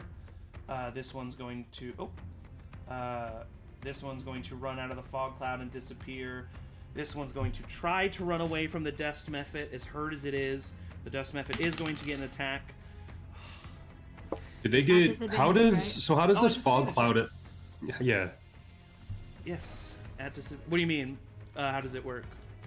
Well, I'm guessing now that we're in the fog, like they would have disadvantage against... Oh, yes, that's what you were asking. Yes. Yeah. And that is correct. And with that disadvantage, this citizen is able to run away and get off the map. The one who's next to this ice Mephit here, same thing. Attack at disadvantage from the ice Mephit. That is going to hit, dealing You can vaguely see Eovald, a citizen that is running away and is sliced on their back, and you immediately see the wounds form ice and as they stumble to their knees, but then they do get up and run away. And lastly, we have the little girl behind Luce, who I think in this moment is way too scared to run away. She's they're kind of looking in shock at her mother and just grasping on subconsciously to the fur on the back of your leg, Luce. And that is going to be the citizen's turn. Eovald, you are up. Luce, you're on deck. Wilhelm, in the hall. All right. So the area around you is now heavily obscured, but you have an ice method in front of you and a dust method behind you. You definitely know where they are. Yep. And I know general direction of Will, but I probably can't see For Will sure, from here. yeah. Not really, but you do know the general direction that he's in, yeah. All right. Damn fog cloud. Everyone's using the fog cloud. I'm going to attack the ice method at disadvantage. Okay. 15 to hit. 15 hits. And this is a guy that you already hit once. 8 slashing. All right. I need you to make a Constitution saving throw, please. Yep. Oh, right. 12. 12 succeeds. So, as you slice this creature, you see it kind of fall in half again, and it kind of like looks up at you, and it screams and explodes in these shards of ice that kind of emanate in a 5-foot area around it, and you take half damage, 3 points of cold damage as this ice method explodes right in front of you. All right. But it is destroyed, dead, gone. That is the end of. That was just your action. Sorry. Yes. Movement and bonus action are still yours, my friend. Damn, these creatures always explode. All these creatures explode left and right. Yeah, always. That always happens. I am going to take the attack of opportunity from this dust method and run next to Will. Okay, go ahead and roll a perception check. Pretty low DC, to see if you can find Will in this time. Because you know where he is. 8. So. 8. It was a 5, so you are able to find. You knew exactly where he was, so you just take the steps back. But this is going to get a attack at you on disadvantage. The first roll misses. So. Okay. He swipes at you, but that guy's been trying. That guy's like hitting you constantly. It's like that video. Have you seen that video of that guy getting hit with a spoon over and over again? Yes. It's like that. That's what this little dust method is. Okay, and then I'm going to action surge and attack this ice method in front of Will. Okay, you have enough movement to flank if you would like to cancel out the disadvantage. Absolutely. Actually. Oh, hey! Actually, I'm not going to flank. Yeah, it does put you in the. I wanted to. I need to stay Off within it. 5 feet of Will. Okay, so this will be disadvantage then. Yep. Come on. 19 to hit. 19 hits. Hell yeah. Okay, and then I'm going to use a goading maneuver. Okay. So it needs to make a wisdom saving throw. That's a natural 1. Okay, it takes 8 points of damage Oof. total. All right. And disadvantage on any attack rolls against people other than me. Okay, you hit this ice method, completely cleaving it, and then it separates into this little mini snowstorm before reforming and turning to look at you. It's really mad at you. Is that the end of your turn? That's it. Okay, that is the end of your turn. Luce, you are up. Wilhelm, you're on deck. Luce is seeing there's 3 of these things around. We're in a fog wall, so we have a little bit of protection in this moment. And I get down on the orcish girl's level, and I know that I probably can't convince her otherwise, so I cast suggestion on her. Okay. Nice. I am going to. You know what? I'm not even going to roll for this. I'm going to say that this is a little girl, and you are a 8 foot capable, tall. and a capable magical individual. I think that you easily suppress. Not to this sounds more sinister than it is, but you will your here. will, you suppress her will. And what do you suggest that she does? I suggest, and I didn't count out these words, but bear with me. Basically, the gist of it is take this key, run to the name of the inn that I stay in. Okay, yeah. Tell the patron there's danger. Go to my room, wait for me. Okay, all right. She grabs the key from you, looks into your eyes. The inn that you most likely would be staying in, knowing your proclivities, would be the Druid's Rest Inn. It is an inn and kind of a tavern, but the tavern part is more of a tea shop, and it is run by a druid, and that is probably where you have been staying. And so she kind of looks at you, and you see this gleam of almost as if like she's looking into a fire. You see these flames appear in her eyes for a second as she turns and nods to you. Yeah, okay. And she grabs the key, and she is just going to immediately use her turn to run to safety. I, using my action to do so, know that I am giving up my ability to attack and just kind of like turn and face these creatures, knowing that I'm about to tank some hits. Amazing. Honestly, that was lovely. Any bonus action from you? No, there's no bonus action that I have right now, Okay. Basically. So. All right. You do feel a warmth in your heart knowing that that girl has gotten to safety, though. And Wilhelm, it is your turn, my friend. Well, I don't have any touch spells. And I can't see anything. Oops. I really think the only thing I can do right now is I'm just gonna face this. That's a nice method in front of me, right? It is. Okay. Yeah. I'm going to use it is my Eldritch Lineage spell, Toll the Dead on this fella. Okay. So, Wisdom saving throw of 14. Fails. Oh, hell yeah. Just do the good old, arcane hands, and it looks kind of like I'm drawing the moisture out of his body. Amazing. I know he's not like super like an organic creature. Yeah, but... no, he's not. And he is hurt, so I think that's an additional die. Oh! My god. He right, has... Yeah, of course. So that's actually a... Oh, fuck. That's a D12. Hold, please. I didn't think I'd be rolling a D12. No one ever does. Certainly not. I honestly don't think I rolled a D12 all of last campaign. Ooh, that's just a 1. But so it's going to take 1 necrotic, and then Yeah, this is the one you have. Oh wait, no, my hex isn't on this one, so that's all it does. Oh, you're right. It's not. It's on the one down low. It's on the other one. Yeah. Yep. Or up above. I mean. Uh-huh. Okay, so it just takes 1 point of damage. Yeah. You see, you're kind of like drawing the moisture away from it, and if it were to stand still and let you do this for a while, it would work. But you see, it just kind of like shrugs it off. That's your action. Yeah. Will they explode? Back away from it. All right, that's good knowledge. Thank you. 5. Oh god, I can't see shit. I'm gonna stay. Has this one used its reaction?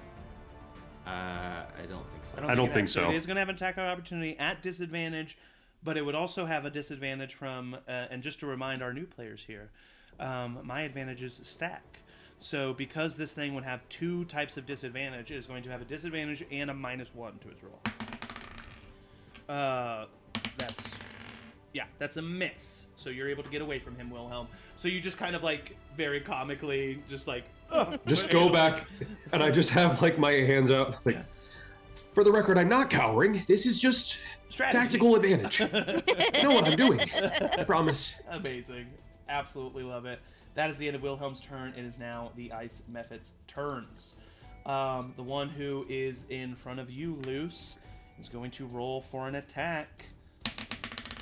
And misses. This thing has missed you twice. It just does not like you, but is not able to hit you. Oh wait, that's not okay. So then the one who's right next to Eovald at disadvantage. Nope. This fog cloud is fucking these things up. They're not good at attacking anyway. They can't see anything. So that one misses. This one down here, the closest thing you can see is Eovald. So it's going to run into you, Eovald, as well. Attack at disadvantage. Nope, it misses. So that is done for them. The Dust Mephits, who are still alive, this one is going to roll a... Actually, this one's going to chase after that civilian that you no longer see and goes off the map. Then this one's going to attack the young male guard and hits on a natural 20. Oh, shit. R.I.P. young male guard. Even with disadvantage? Oh, thank you. Disadvantage. Oh, good call. With disadvantage, misses. Yes. Misses. Nice call, Soph. And then the one up here is going to... It's like, if he got critted on a disadvantage, he deserves to die. yeah, for sure. Yeah. And then this It was Dust your time, Method, bro. you're getting surrounded here, Eovald. This one's going to flank you and try to attack you, meaning this is a straight roll here. That is a 10 to hit, though. So, lucky for you, these things hate you, but you are well armored and are able to fight these creatures back. They are not able to hit you. It is now the two guards' turn, as well as you see from the top right corner of the Mach, coming from the north, are two more Iron Guard. Boop, and boop. And they are going to run forward, doosh, here, and then this one's going to use their action to dash. Let's see if they can roll a good perception check to find the chaos around Eovald. They can. So they are going to come here, but that is their turn. But this one is able to attack the Magma Mephit. And he gets a hit. And is able to do... 7 points of piercing damage to this guy. You kind of... It's hard, once again, it's an obscure thing, but you see a spear from an Iron Guard come from your left, Sybil, as this Magma Mephit gets stabbed. That wasn't me. And then these two down here are going to fight off against this Dust Mephit again. That is a hit. Doing, only 2 points of damage, though, from the first one. Oh, wait, but it's at... It gets regular roll, though, right? Yeah, they do get regular roll, but it's still... And I did regular roll.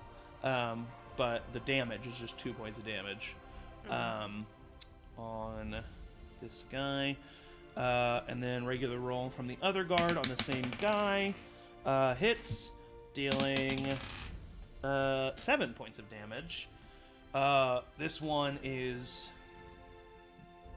close to death, but still standing as they are continuing to try to fight it. And that is the end of the Iron Guard's turn. It is now the Magma Mephit's turns, and then it'll be your turn, Sybil. So, Sybil, you're about to get 2 attacks on you from these Magma Mephits as they slash at you. One gets a 8, which misses. That's the one who's right in front of you. You're able to just kind of like dodge out of the way. And then the other one who you shielded yourself from gets a 17, but with shield, your armor class is an 18. They are not able to push past the heat-resistant force field that is there, and they are not able to hit you. Luce is about to get 2 attacks at a regular roll from 2 Magma Mephits. That is a 15, which I do think hits you, right? Yes. Yes, so you take...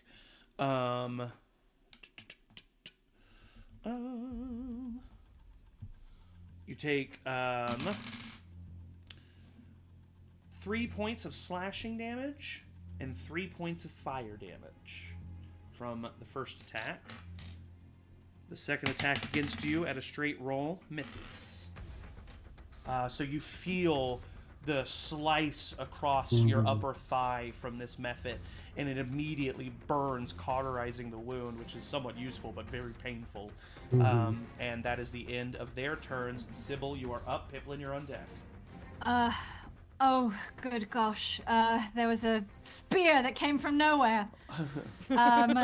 I will keep... Well, I think since the spear came and the last one that attacked me is this one, I'm going to go ahead and switch my bonking to this one. And I will bonk it upward, like an undercut. Okay, yeah. Switching it up, and it'll be a straight roll. It will be a straight roll, but it will be. I will also cast Booming Blade. Hey. So the side of the hammer glows like a golden kind of aura color, and the side of the hammer you see has a brand on it that says CC, and it glows intensely as the blade comes up, and an aura forms around, like a similar like to the Heat Forge aura, but just like almost like sound, like thunderous sound. Love it. And at regular with the thing, it's +5. Oh no, +4. That is 14 to hit. 14 hits. And so it will take the regular damage, which is 6 points of bludgeoning damage, but also if it chooses, it is now sheathed in booming energy until the start of my next turn. If the target willingly moves 5 feet or more, it will take 1d8 thunder damage. Well, it is not going to move because I need you to make a dexterity saving throw. Oh boy. Oh, Oh. that died. Oh. It's exploding. Oh. Dexterity saving throw. Oh, that's only a 12. 12 succeeds. So you take... that was a high roll, though. 9 half to 4 points of fire damage. And so does the individual across from you, as the magma method in front of you bursts in you hit it with the uppercut, and it like flies up in the air and kind of like dies mid-air and turns into this bubble of magma that bursts. Excellent. And so it is gone. That was your action. Am I face... Well, I guess it's obscured, but I see this figure in front of me then. Somewhat, yeah. It's still obscured, Somewhat. but you see them. I see that there is some sort of presence. Yes, yeah. I'll look surprised, and that's my turn. Okay. Pipplin, you are up, my friend. Okay. I think she thought Eovald, this you're was someone on deck. a great idea, and now she's getting a big bout of anxiety not being able to see her friend. So, she... It would be a free action to dispel if you wanted to. Just so you know. You don't have to. I'm just saying it would be. Yeah. Trying to think if she doesn't have like any attack spells. So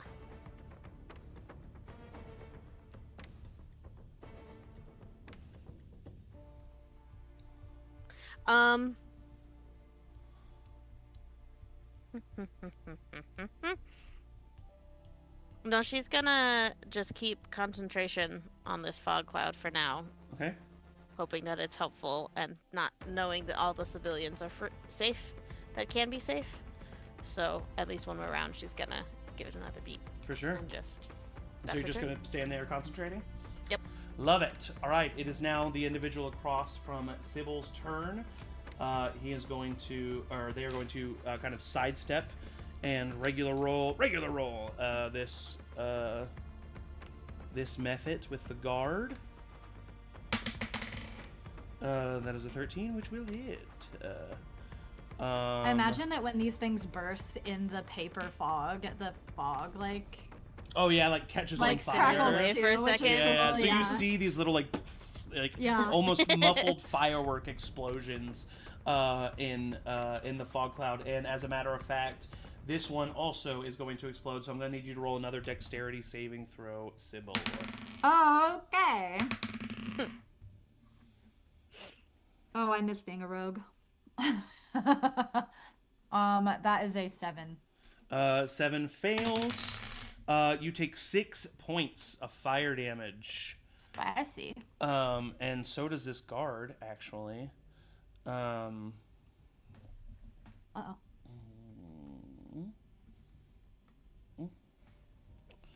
But they are still standing. Jace, or this person takes less than that. You are nothing. All right. And then using their action, they are then going to. I'm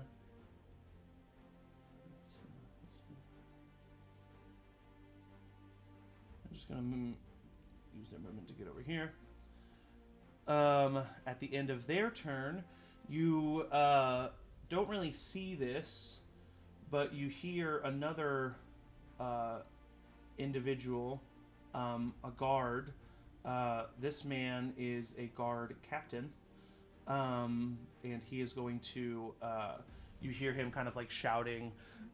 You hear shouts from throughout this fog cloud. Everyone get to safety!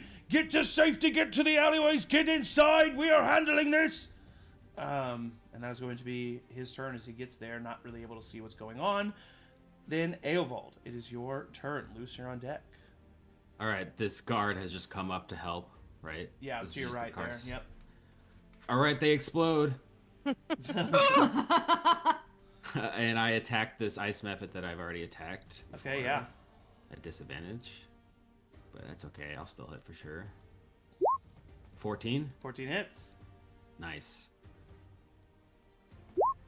10 slashing. 10 slashing. I'm going to need you to make a Constitution saving throw, my friend. Alright. 17. 17 succeeds. You take 2 points of cold damage as this ice method explodes in front of you. Right. That's my turn. All right, that is your turn, Luce. You are up. You are surrounded by 2 magma methods and an ice method. Wilhelm, you're on deck. I'm going to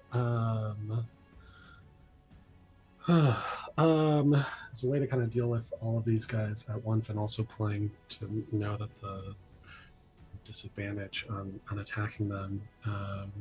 One of the rare times where these cantrips are particularly useful is using. I'm going to use Thunderclap. To force each of these methods around me to make a Constitution saving throw. Okay. I'm assuming You have to beat a 14. Okay. The ice method gets a 13. The 2 magma methods 12, 5. So they all fail. Cool. So all 3 of them, and it's max damage on this that I rolled again. So it's only 6 points of thunder damage to each one. Yeah, but they all take 6 points of damage as you. What does this look like as you cast Thunderclap? Yeah, I think I click my hooves together and slam one of them down, and it's almost like a spark and then explosion of concussive force that pushes out, and I want to feel like the fog kind of dissipates for a second and then closes back in, and the vacuum of that. So. I love that. The magma method, the red one, you've already hurt before, and it actually is going to explode. So I'm going to need you to roll a dexterity saving throw for me. It's a 19. 19 succeeds, but it rolled pretty well. You get 9 half to 4 points of fire damage as this thing explodes around you. But it is off the map now. That was your action. Any bonus action or movement from you? Yes. So this time I will use a bonus action, Misty Step. Love it. It's part of being Fey touched, Yes. and move myself towards the voice that I heard calling out. Okay. So 30 feet to 30. Moving myself here. Amazing. And then I'll use the rest of my movement to like move towards that, I guess, until I get out of the fog wall and just kind of like listen. Yeah, you see this like older looking veteran guard captain, clearly a sergeant of the Iron Guard, currently helmed, sword out, shield, turns to look at you and kind of nods. And that is the end of your turn. Wilhelm, you are up. Okay, I am obscured in fog, feeling very overwhelmed, and at this point, I'm going to use my bonus action to activate my innate sorcery. So my spell DCs are going to go up by 1. What does this look like when you do this? At this point, not a whole lot. It's not super flashy at the moment, but I just think some arcane blue energy kind of jumps through my fingers as I cast a spell. Also, my eyes will just have a little bit of blue glow in the moment that the spell is cast. Awesome. I'm going to cast Maximilian's Earthen Grasp on. Yeah, we're getting some spells out on this ice mephit south of Eovald. Okay. So it needs to make a strength saving throw of 15. It fails. Oh yeah. So I like to think like telekinetically, I just kind of reach up and it looks like these kind of like talons form and cage the mephit. Amazing. The brick itself forms into these like talons that form around it. It's going to take 7 points of bludgeoning damage, Awesome. and it is restrained. Perfect. You see it gets kind of squeezed. You see some of the skin and ice like cracking. One of its limbs breaks. And it starts screaming. That is your action and bonus action. Any movement from you? Yeah, I'm going to go ahead and back up. Can I move that way? Yeah, for sure. Cool. They will both technically get attacks of opportunity at disadvantage, and the ice mephit will be disadvantage -1. That's fine. The dust mephit misses. The ice mephit misses. Okay. All right, so that is the end of Wilhelm's turn. It is now the ice mephit's turn. This one over here is Luce left it, and it's going to hear the chaos over here and go after this guard. Sorry, buddy. Getting a hey, no, you gotta do what you gotta do. Missing the guard though at disadvantage. Yeah, missing the guard. Let's see if it's a natural one. All right, so Eovald, this one is going to attack you at a straight roll. That is an 8. It's gonna miss. Then the Dust Devil is going to attack you at a straight roll, and that is a 10. That is going to miss. Then the Dust Devil attacking this guard here at disadvantage, and that is a miss. This fog cloud is fucking these guys up. All right, it is Hell now yeah. the guard's turn. This one up here is going to attack the Dust Devil at disadvantage, but they're still going to hit, dealing 7 points of damage, and I think, yes, that is enough to finally kill this Dust Devil over here, but it is going to burst, and they are going to need to roll dexterity saving throws. Success. Success. Does the ice mephit have to roll also? Yes, it does. Failure. So the two guards are going to take 2 points of bludgeoning damage each, and then the ice mephit takes 4 points of bludgeoning damage. That one guard is looking kind of rough. Wait, no, they haven't gotten hit, actually. It's the other guard up north.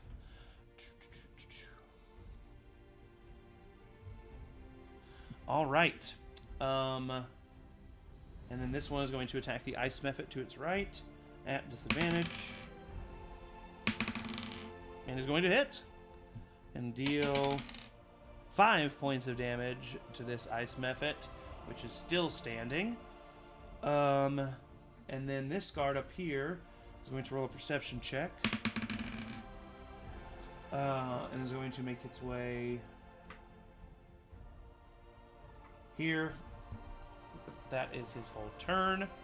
And then this one is going to attack the Dust Devil in front of you, Eovald, with a straight roll, because you're flanking, hitting him, dealing enough points of damage to make him explode. Dexterity saving throw, Eovald, please. And these two guards are going to roll 14. 2. Success, success, success. Success all around, but you still all take 2 points of bludgeoning damage. The guard who had just joined you, Eovald, even through the dust and the fog cloud, you can tell is looking pretty rough. But that Dust Devil is now gone. That is all the guards' turns. It is now any surviving magma methods, which is this guy down here, who is going to run over here. And you know what? He's going to do that. It's a smart little fuck.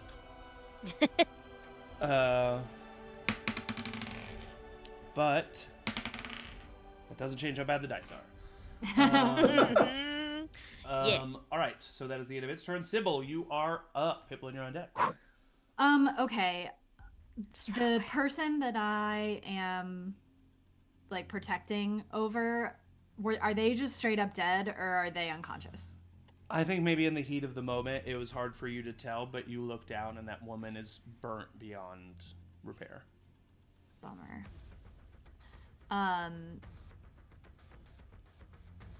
Especially those explosions from killing those things too. Yeah, even if she was just down, that would have been Yeah, that's what I was. some failed death I think that I would like to run away to safety. just get her out of the way, and so I'll lightly pick her up like by the armpits and kind of like scoot her out near this area Okay. of like this rug. Is this like a No, that's like that's a canvas on top of it. so That's like a stall but there. like under it, like I could go under it and like prop her? Yeah, or there's something? a table there. Mm-hmm. Yeah, I would like to get her out of the way as a respectful For sure. measure, Yeah. and then that gives me a chance to see Pip, and I look at her and I say, I like gesture to the fog and I say, "Is this you? Brilliant!" And I'll go back in. No, wait. And actually, no, I'm not gonna go back in. Oh, thank I'm going to, because I don't know where anybody is, so I've gone 1, 2, 3. I'm gonna get next to her to see if I can get any sort of vision. Well, you did. It would have been half your movement to carry someone. Oh, that's correct. Okay, absolutely. Okay, well then I will just stay kind of put, maybe step back a little, Yeah. just to see if I can see any place where it might be safe for me to assess whether or not I should go, and help where I could be helpful. Of course. But I'm very proud of my friend. All right, Pipplin, it's your turn.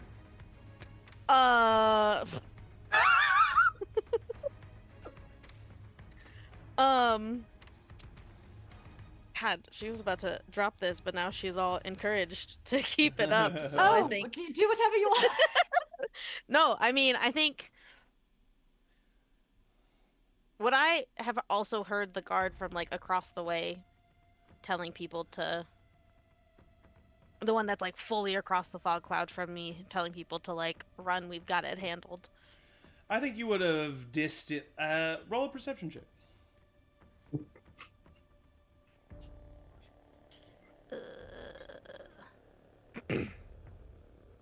It's a 18. Yeah. Okay. Then I am going to free action drop the fog cloud. Okay. You all immediately, the like paper confetti that is surrounding the area just immediately falls flat on the ground and then just kind of vanishes and disappears. All around you, you see simmering pools of magma and ice sickles stuck into stalls.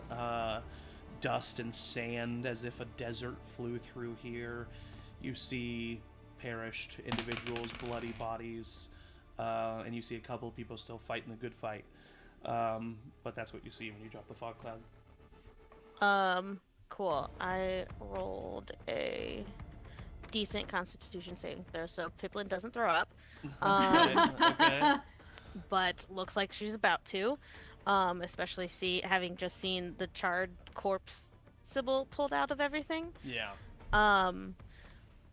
And she's going to I think I have between the two ice guys that are left.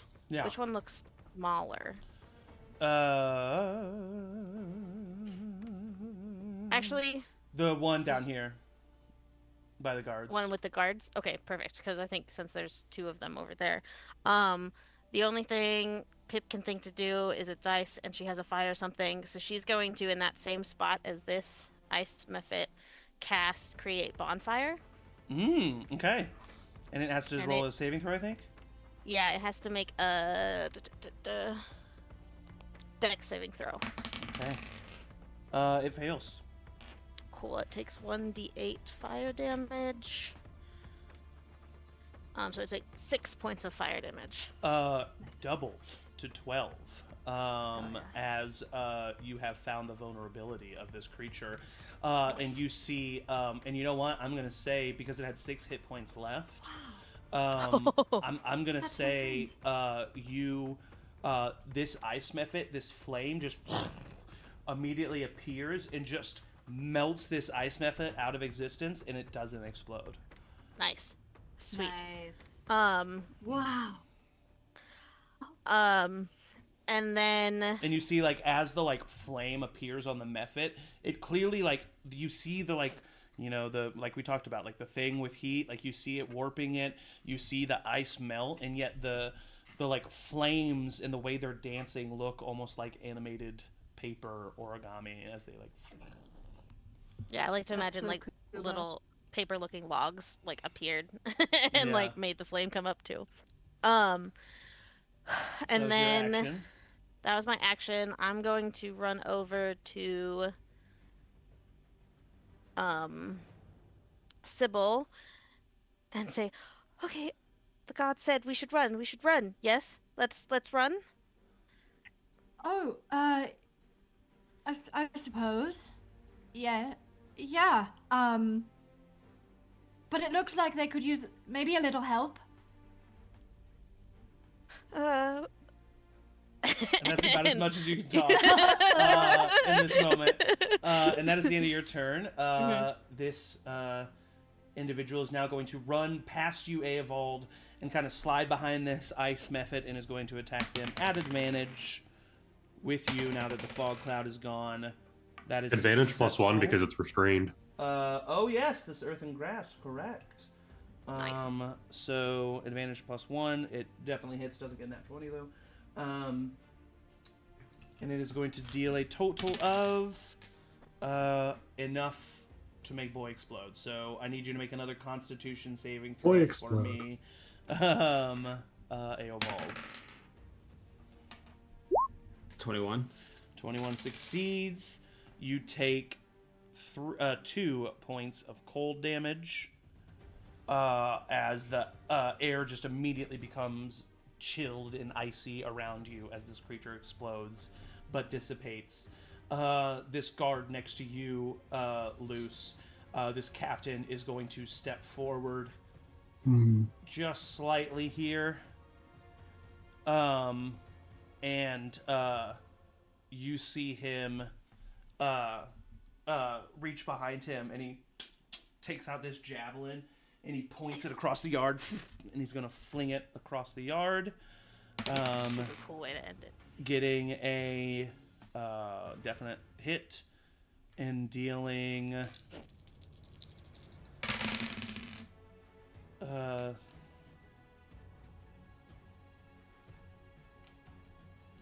11 points of damage to this guy, who then explodes, and that guard needs to make a dexterity saving throw, which they make, and take 2 points of fire damage.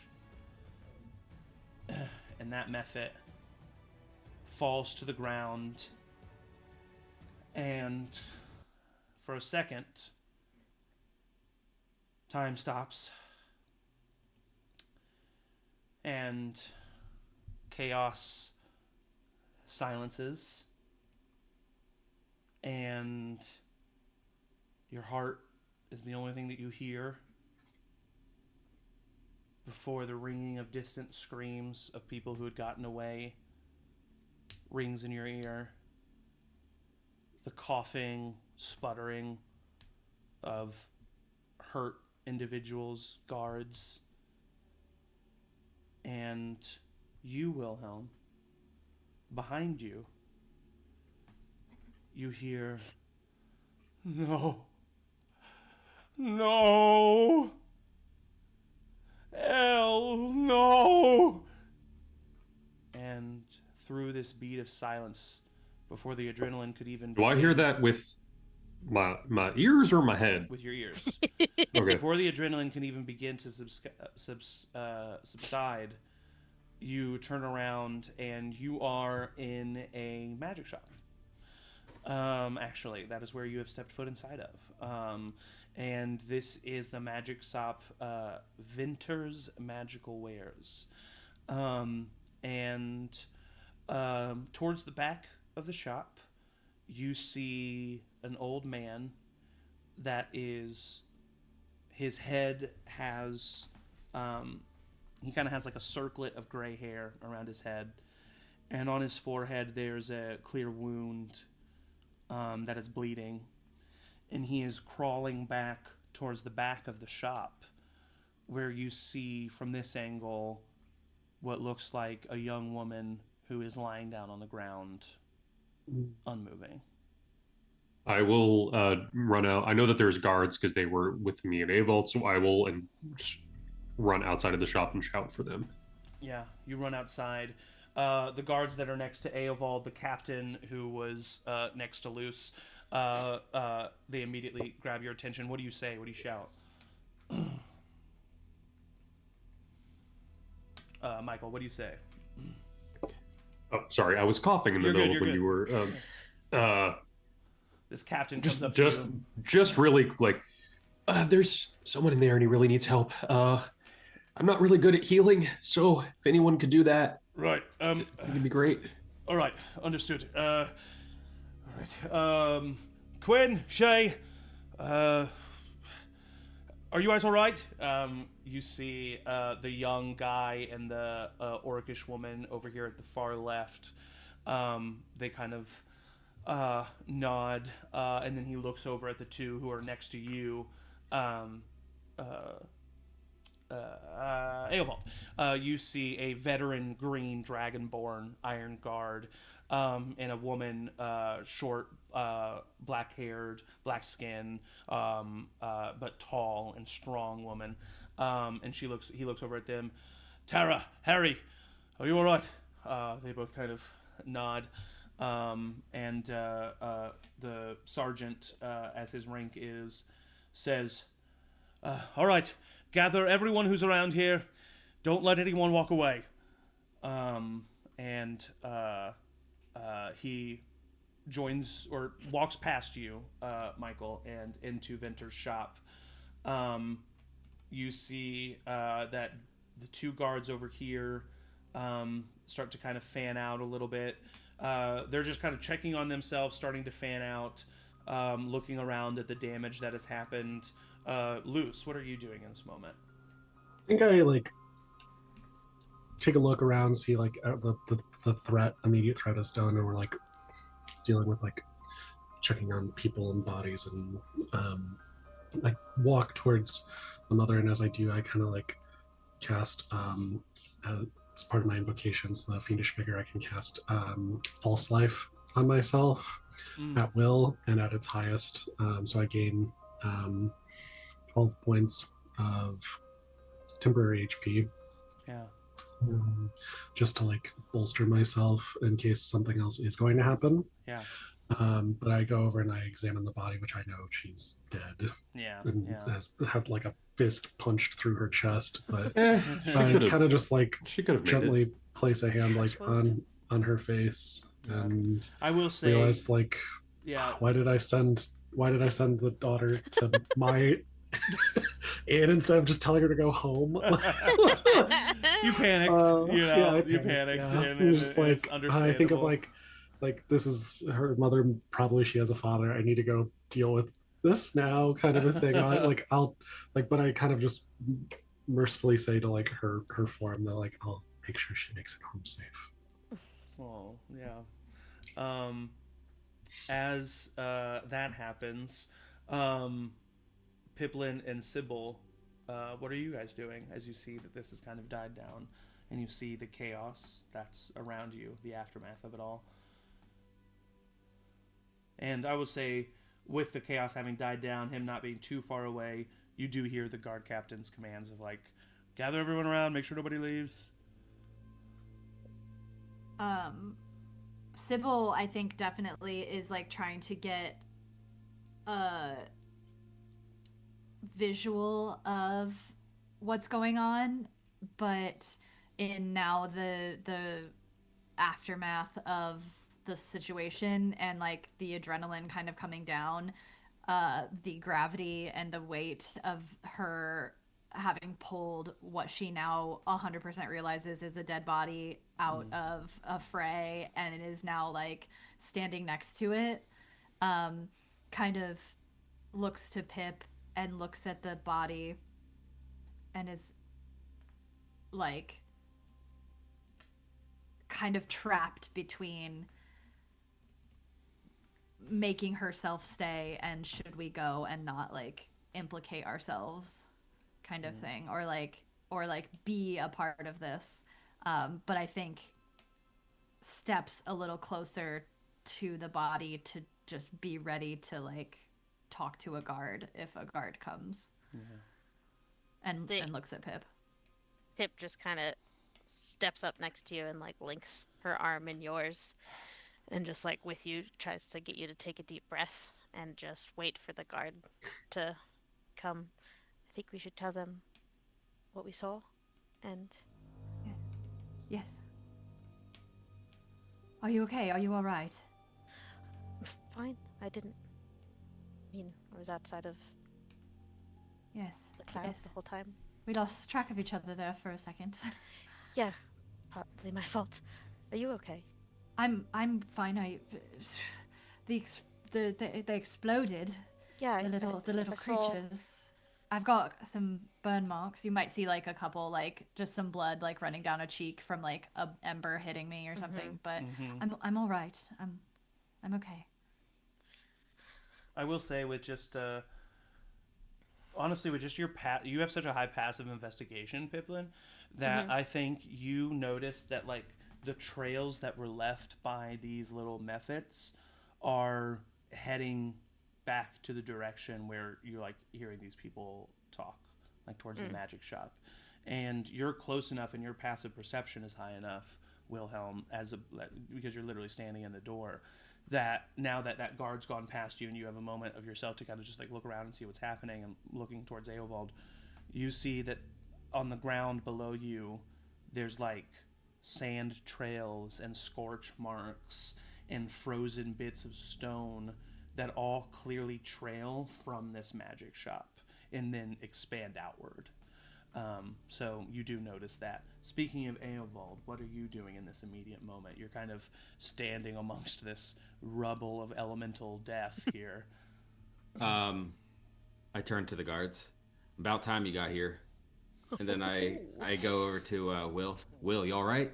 Let's let's kind of get out of the center of this here. I'm great, actually. I mean, death and terror and all that stuff is not ideal, but You're great. overall, You're great. pretty good. You did awesome. You were killing stuff left, right, center, up, down, side to side. It was amazing. It's routine work for me. I mean, some of the stuff that you were pulling out, I couldn't even dream of that. That was that thing you pulled. You like cast some spells and stuff. That's pretty cool. It was kind of, yeah, I did spells, and they hit things, and I didn't burn anything down intentionally.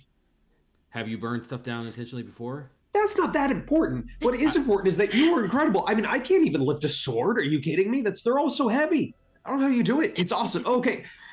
No, this is serious. People have died. We need to be comforting. Yes. We need to help people. What do we do? What do heroes do? Do you know what heroes do? Well, hero. No! Subdue him! Subdue him! From behind you, you hear the guard captain has now.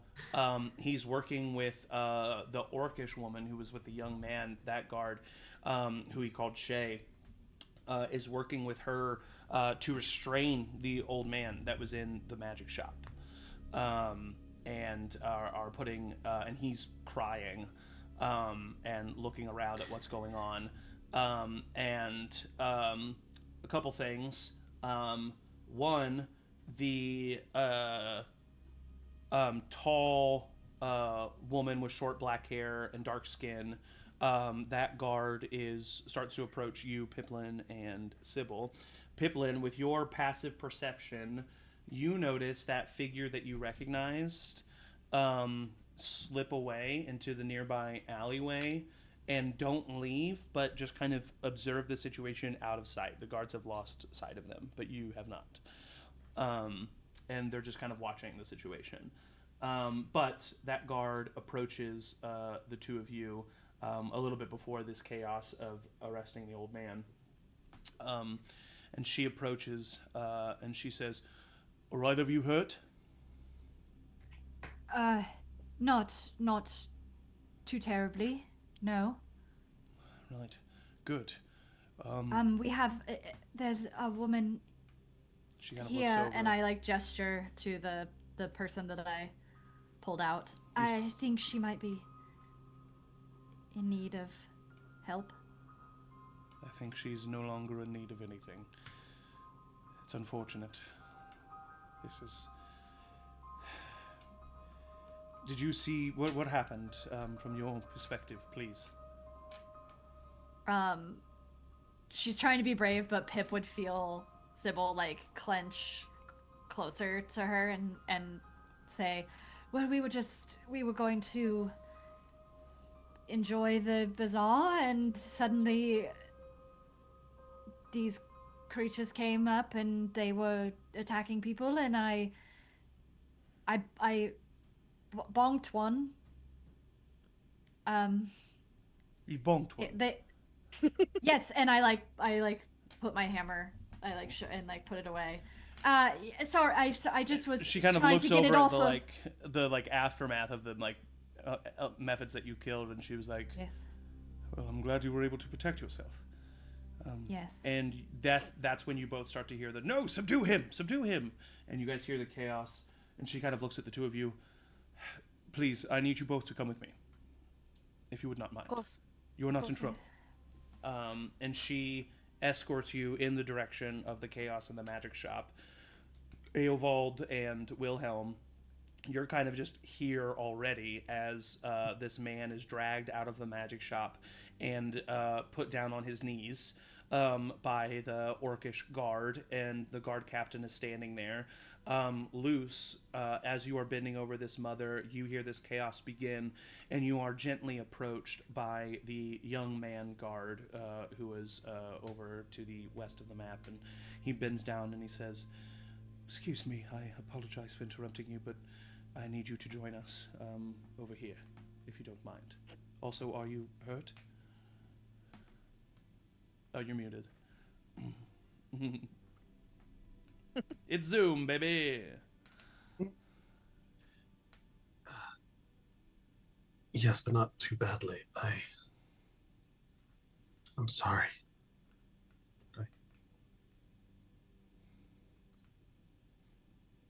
he reaches down to like offer a hand to help you up. You stand up and tower over him, and he looks up at you and he says, "Please, this way." And he gestures you over to the magic shop. Pipplin. As I'm walking to the magic shop, I'd like to try to, like, make eye contact with the blonde guy as, like, I see you hiding. Okay. And give him a little look of, like, that's you, odd, but... You make eye contact, and they meet your gaze and just nod back. Okay. Go ahead and roll a perception check. Ooh. That is a 23. 23. With a 23, you notice something that you have not noticed on this individual before, because usually when you see them, like I said, they're wearing nicer attire. But you see that their armor is kind of like an armored vest, and then these armored leather wrappings that go around their biceps and forearms. So there's a little bit of a space at the shoulder. And it is there that you see a tattoo of a symbol. Go ahead and roll a history check for me. Low DC, DC 10, and I'm going to say at advantage because you're from this city.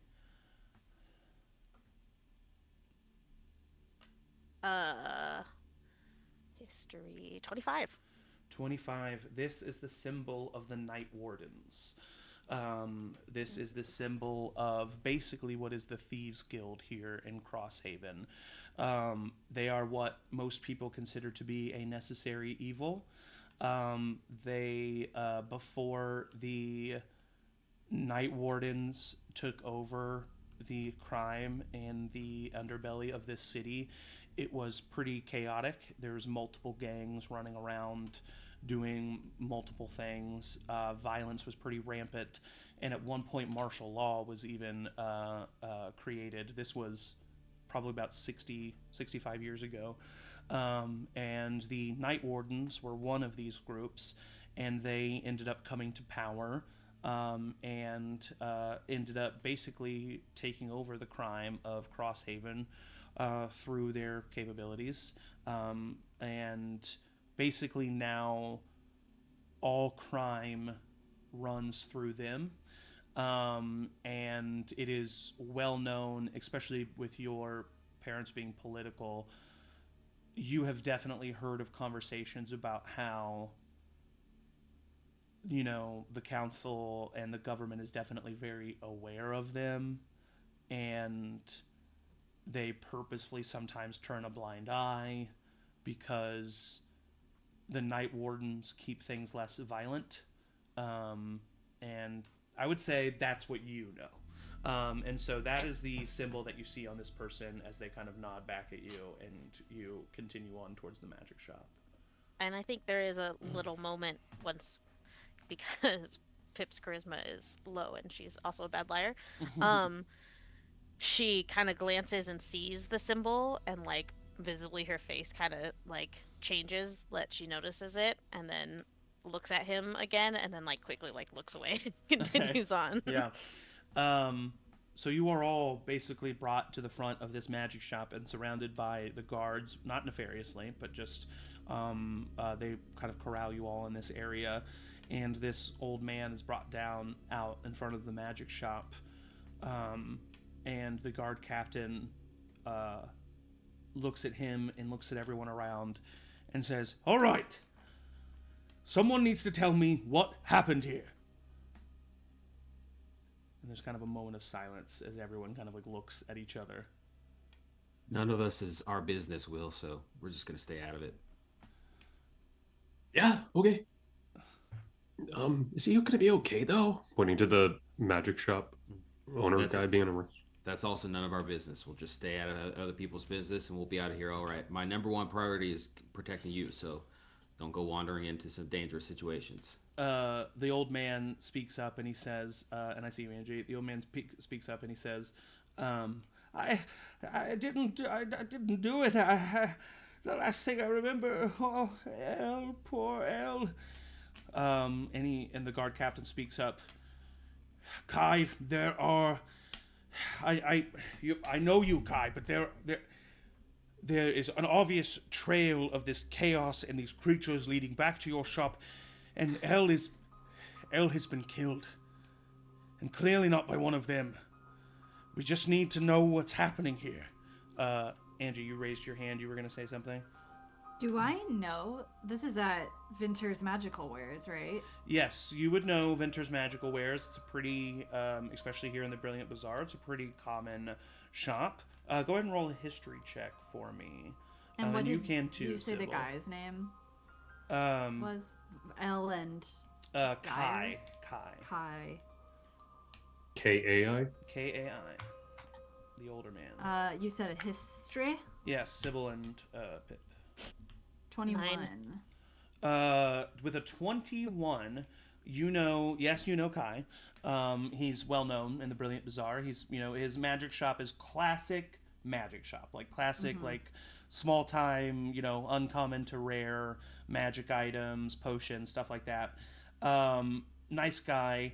And you know that his niece works with him, El Vinter. And with a 21, you remember that she is a first-year student at the Institute. Okay. And that's how you recognize that name. Okay. And then, Wilhelm, I saw you raise your hand for a second. Yeah, I'm hearing what Eovald said, but look at him. I kind of do think I can help, though.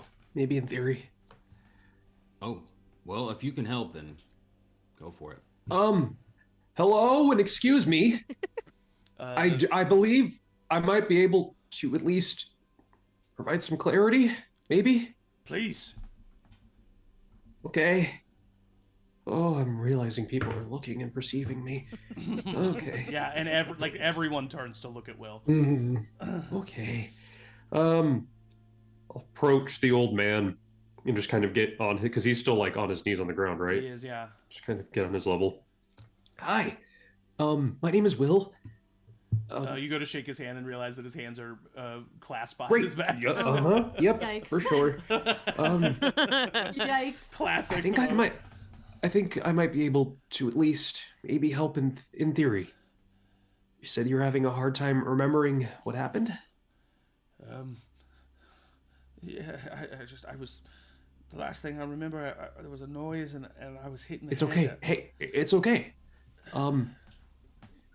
Just relax. And this will feel worse if you fight it. And I will go ahead and detect thoughts on him. Nice. Okay. You cast this spell, Detect Thoughts, reaching your mind towards his. And the first thing you get is just a wave of grief and a wave of panic that immediately hits you as he's just saying the words "L, L, L" over and over again. Focus on what was focus on the last things you remember, and I'll help you guide it. His memory starts to shift, and with it, you're able to kind of follow his thoughts. You see a flash of him prepping something, writing. No, he's taking inventory. He's writing something in a journal, just simply taking stock. There's a loud noise in the back room. A shuffle. It sounds like El fell. I'm relaying, as I'm seeing it through Yeah. his mind, I'm relaying this out loud. There's another noise in the back room after she falls. A crashing sound. And then heat and ice and a swirl of sand. The door bursts open. These creatures come flying out. He's hit in the head. He falls to the ground. That's the last thing he remembers. I don't think he has anything to do with this at all. Go ahead and roll a persuasion check for me. I'm going to say at advantage as they see you using this magic. Oh, thank God for advantage. Okay, 19. The guard captain kind of looks down at you. He sees that you do this magic, and you're confident. That's what I saw. He didn't resist or anything, and I would have felt it if he had. Right. Shay, stand him up. Shay stands the man up. You also see the young guard who escorted you, Luce, comes up to the captain, kind of whispers in his ear, and he looks around. You 5. You fought Who 5? these creatures, and he points to you and Eovald, and then he gestures over to these two young women that you see, and this giantess of a satyr that's standing next to this young guard. Yes, we fought them. They explode. Well, most of them exploded. You all have my thanks.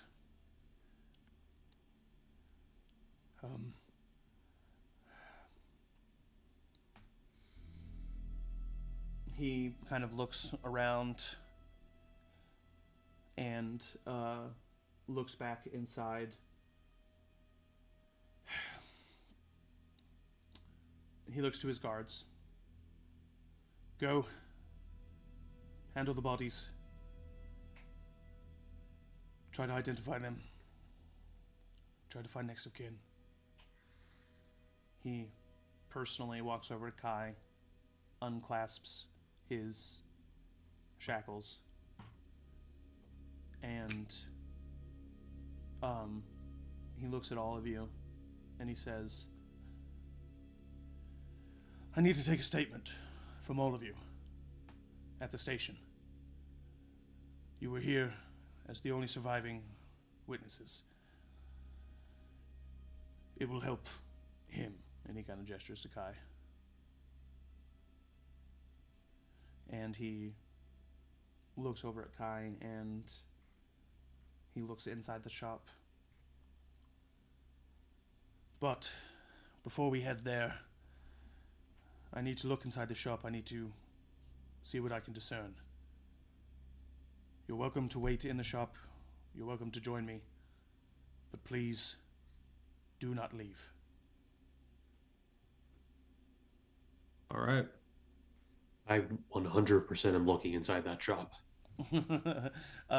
He gently starts to escort Kai inside, but you do see him definitely looking over his shoulder to pay attention to what the reaction of the 5 of you is. Luce. Luce would, before the guard leaves to go check on the bodies, I'd be like, briefly, there was a girl. You saw me with her mother. I felt responsible for her, so I sent her to hide in the inn that I'm staying at. It's just the thought that I had in the moment, but she's there. If someone could go fetch her, make her... I myself, or I'll let one of the other guards know. What is the inn you're staying at? The Druid's Rest. Good. He looks down at the mother and turns his head back to you. It's a good thing you did. And he pats your shoulder and then turns and walks back. Michael, you said you kind of follow the captain inside the magic shop. Sybil, I'm right behind you wherever you go. Eovald's just your shadow right now. Sybil, Pipplin, what do you guys do? I think I look at Pip. Might be morbid curiosity, but I do want to look in that back room. I do too. Some bad people. No, I don't think so. All right. You both I understand that this is sorry. No, you go ahead. I understand that they're I think just as the main guard. Do we know his name yet? The sergeant, no. No. You do not know his name yet, no. That's fine. While he's doing his detective thing, I think being very serious, just from behind him, he would hear, "Is this a genuine Pegasus figure? Oh my god!" sorry. Yes. I think that Sybil would smile at the energy that is coming off of Will, and as we step in, seeing the 5 of them, the 3 of them, and then the 5 of us together, is just huh. Yeah. Huh. Luce, do you step into the magic shop as well? I think like seeing this and almost just as like a respite from all of this. Like, is the detective still in there? He is, yeah, the sergeant, he Yeah. is in there, yeah. I think I would go in and like kind of like curiously like follow him around to just be like see like if I can like figure out what he is looking into Yeah, for and sure. like trying not to be like awkward, but like probably just from like my size and like the clopping of my hooves, like following around and kind of like looking over him. Yeah, yeah, no, I love Like, it. oh, like what do you Um, see? Kind of a thing. You get the vibe that this sergeant, he's a man of the community and he's a man of the people. And even you, in your short time being around here, you've seen him on patrol and around. He's often helping people in one way or another. He's truly like the epitome of what a civil guard and civil servant should be. And he knows Kai well. And you see that there's a sorrowness to him. And you see that he surprisingly is not super against having you all in here. Not only because he knows that you're capable people, not only because he wants to keep you in his sight, but also just because he views this place as a community. And it's just, you guys have helped this situation and you're continuing to help. And that just kind of makes sense. And that's a vibe that you get from a lot of people here in Crosshaven. A lot of people that live in Crosshaven, even to this day, really still believe in the lore and the philosophy of Crosshaven, which is community and coming together and sharing resources. And obviously there are a lot of bad apples, a lot of rotten apples, but that is, you know, the thought and the intent behind Crosshaven, and that definitely seems to be reflected here in this sergeant. And I will just go ahead and say, for the sake of ease, you would know this man's name to be Sergeant William Grand, often called Sergeant Grand, which you always thought was maybe funny or comical. Grand, because he's just like a grand guy. And He a human, Zach? He is a half-elven man with kind of coiffed gray hair and a trimmed gray beard. Now that his helmet is off, you can see. And he walks into this room, and all of you see in this magic shop, first of all, various magic items of all kinds spread throughout the shop itself. You see that there has been some destruction in here. Like I said, you see some trails of scorch marks and icy, spikes that have been stuck into the wooden planks. You see dust and sand as if a tornado came in through here, and it is a chaotic place. And you see that the back room, the door has broken off of its hinges and is laying on the ground in towards the shop. And in the back of the shop, this is where the sergeant is, and this is where a lot of you find yourselves.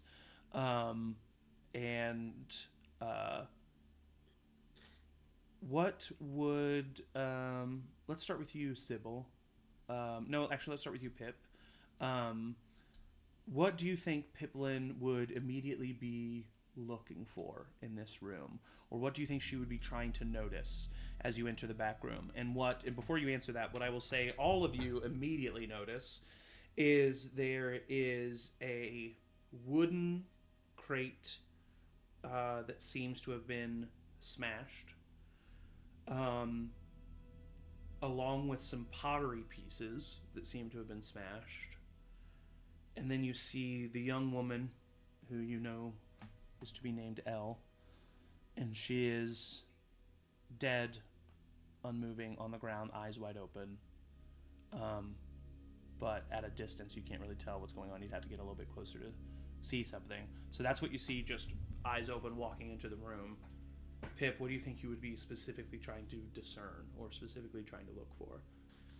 Yeah, I think Pip would immediately go to that back room, and that's where you all are right now. Okay, and I think she's specifically trying to investigate or discern, like how these things came to be, like how they were conjured.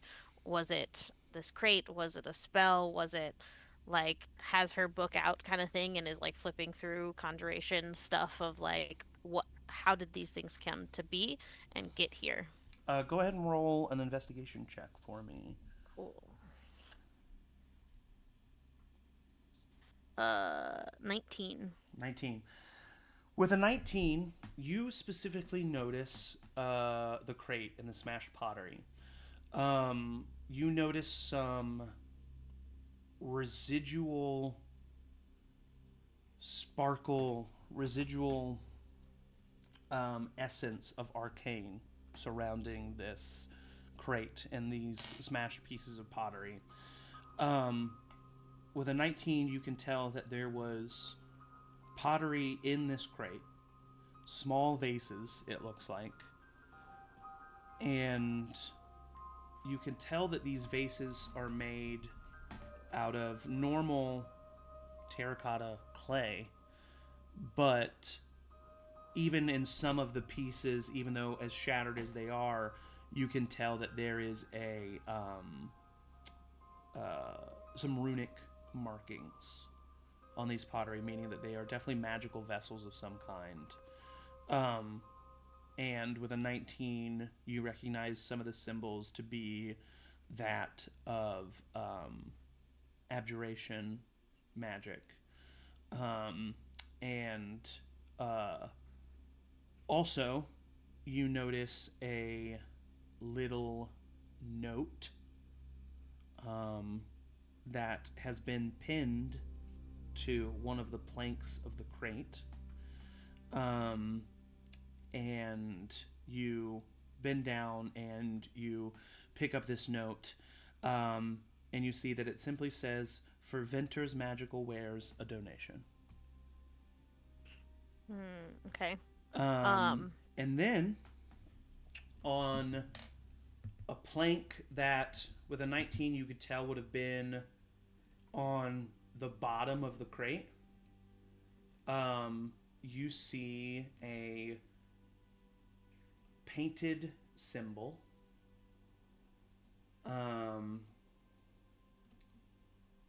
And it looks like this. It is just a very simple painted black spiral. Okay. Pip looks like a little probably weird to the people because she'll probably have brought out both her spell book and just like a notebook that she just jots things on and is like carefully balancing them both onto like both arms as she has her magic quill out taking notes as she's discovering all of this. Yeah. And I think she would also cast Identify on this pottery, which and she'll use not as a ritual but cast it, so it'll take her a minute. And I like to think that her Identify is just her in the book talking about what they're seeing and figuring it out together as to like what this is. So basically what happens is you're from a page in the book, it kind of like gently rips out and floats in the air before it folds into a very ornate origami piece of pair of spectacles that then go over your eyes. So that you can kind of look at the object and you see the face form on the book. And he says, "All right, let's see what we have here." And he's kind of looking through your eyes. What do you think? Obviously some abjuration. Yeah, by the runes that I'm seeing, very much so. Oh, it looks like, I see, it seems this is a container of some sort, used to hold at bay elemental beings. Well, could it be as simple as that? That these containers broke and released these creatures? Yes, it doesn't seem to be much more complicated than that. This is very rudimentary magic. These must have been in transport. They wouldn't have lasted long in these crates and in these vases. So this would have been a temporary housing. They would not have been meant to stay here long, or else they would have definitely been broken through. Any idea what this symbol is? Oh, interesting. No, I've never seen this symbol before. I haven't either. Odd. And anyone that's in the room just sees her talking to herself. Yeah, as yeah, she none of has you these see paper this, like, book. goggles Yeah. over her own spectacles and just like making notes as she's talking to herself. Oh, she's just having pip time. Michael, what would Wilhelm be specifically looking for in here? Not specifically looking for anything. He's just nerding out at like watching the whole situation. I think he's like trying to be respectful, but then he keeps seeing like, oh my god, that's jade dust. You know, if you have like a lot of it, you can actually do a really good like illusion magic. But if you do even more jade dust, then that has a totally different spell property. It's really fat. I had no idea. Amazing. Luce, as you are looking over Sergeant Grand's shoulder, go ahead and roll a medicine check for me. Ooh. Is it 14? 14. With a medicine check of 14, you, along with Sergeant Grand, can pretty easily determine the cause of death here. It appears that Elle has two pin-like incisions on her neck, with blood slightly trickling down from them. And that seems to have been, if not the wound that killed her, it's the only wound that's visibly present. But incisions, they're not like puncture wounds. They're puncture wounds. Ah. That. I'm leaning over and like at similar like at the same time like, so you guys don't have like vampires here, right? You hear Sergeant Grand kind of, vampires? No, I would think not. You will say, also with a 14, you notice, Luce, he hasn't noticed it yet, there is a very small piece of parchment that has been rolled up and put into the mouth of Elle. Did you notice that? Maybe I'm not going to touch it. Oh, yes, no, I did notice that. Let me pull It's the death that's small. He definitely did not notice it. He pulls out this piece of parchment, unravels it, and on it is a symbol. A lot of symbols these days. And this is what it looks like. Whoa. Ooh. That's cool. So you see that symbol on parchment. The bat wings aren't great. My theory. You see him kind of like shake his head. Right. What could this mean? Eovald, are you looking for anything in particular? Or are you just kind of walking around with? Yeah, I'm walking around, kind of humoring Will because I have no idea about any of this magical stuff. Yeah. So it doesn't really mean anything to me. But I've been to a few crime scenes in my life, so I'm curiously trying to decipher the clues, but like making not as involved as Luce is, but just kind of from the side, just kind of eyeing stuff down. Roll an investigation check.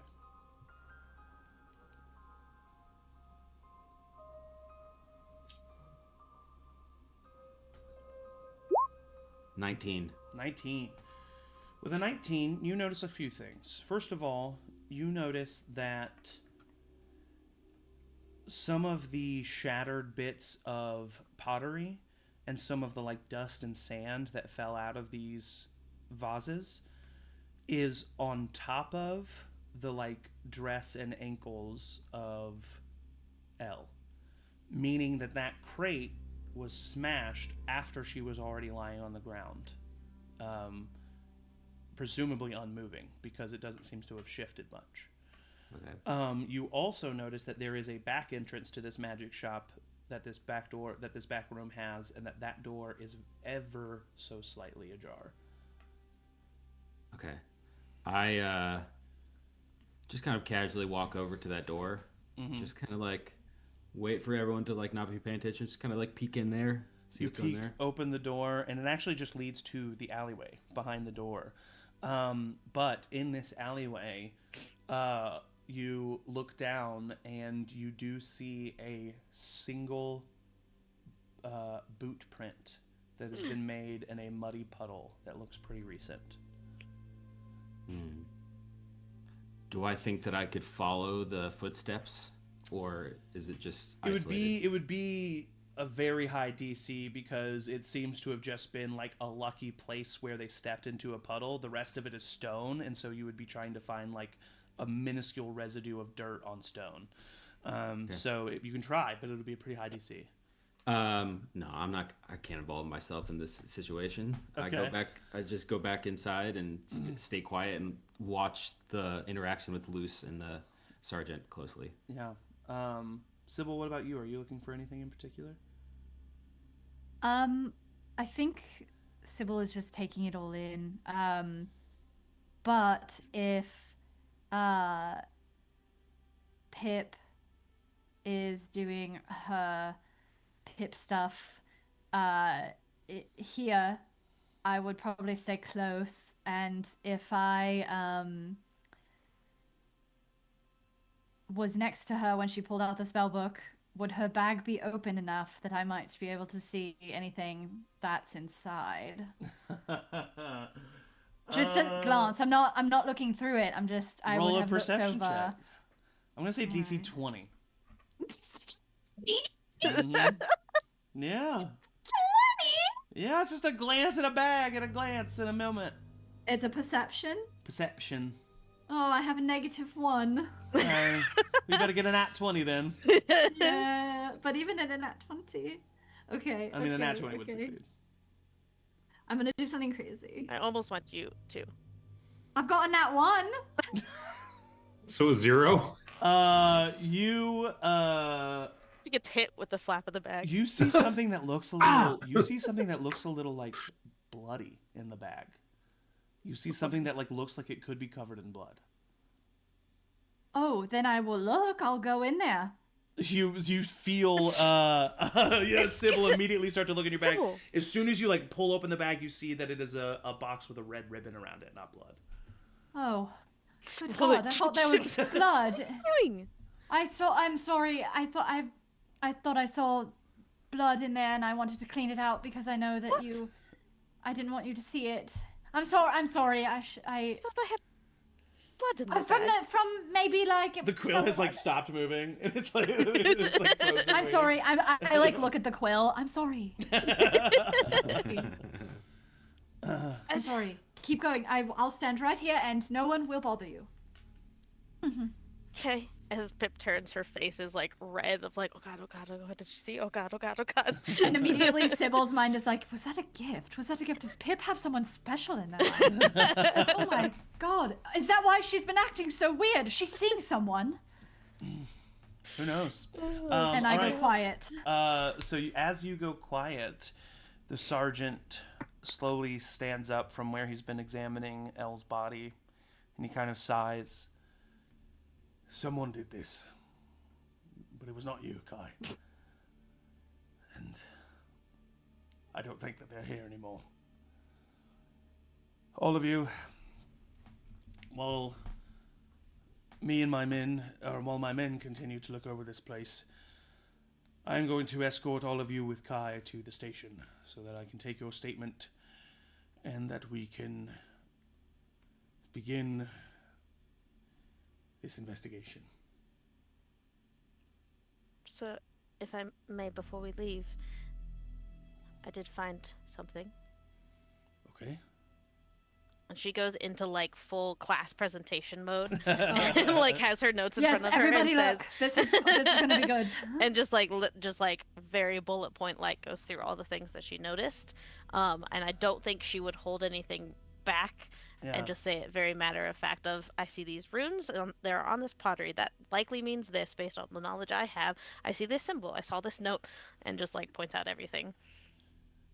It looks like Wow, you missed a lot, Sergeant. I had just...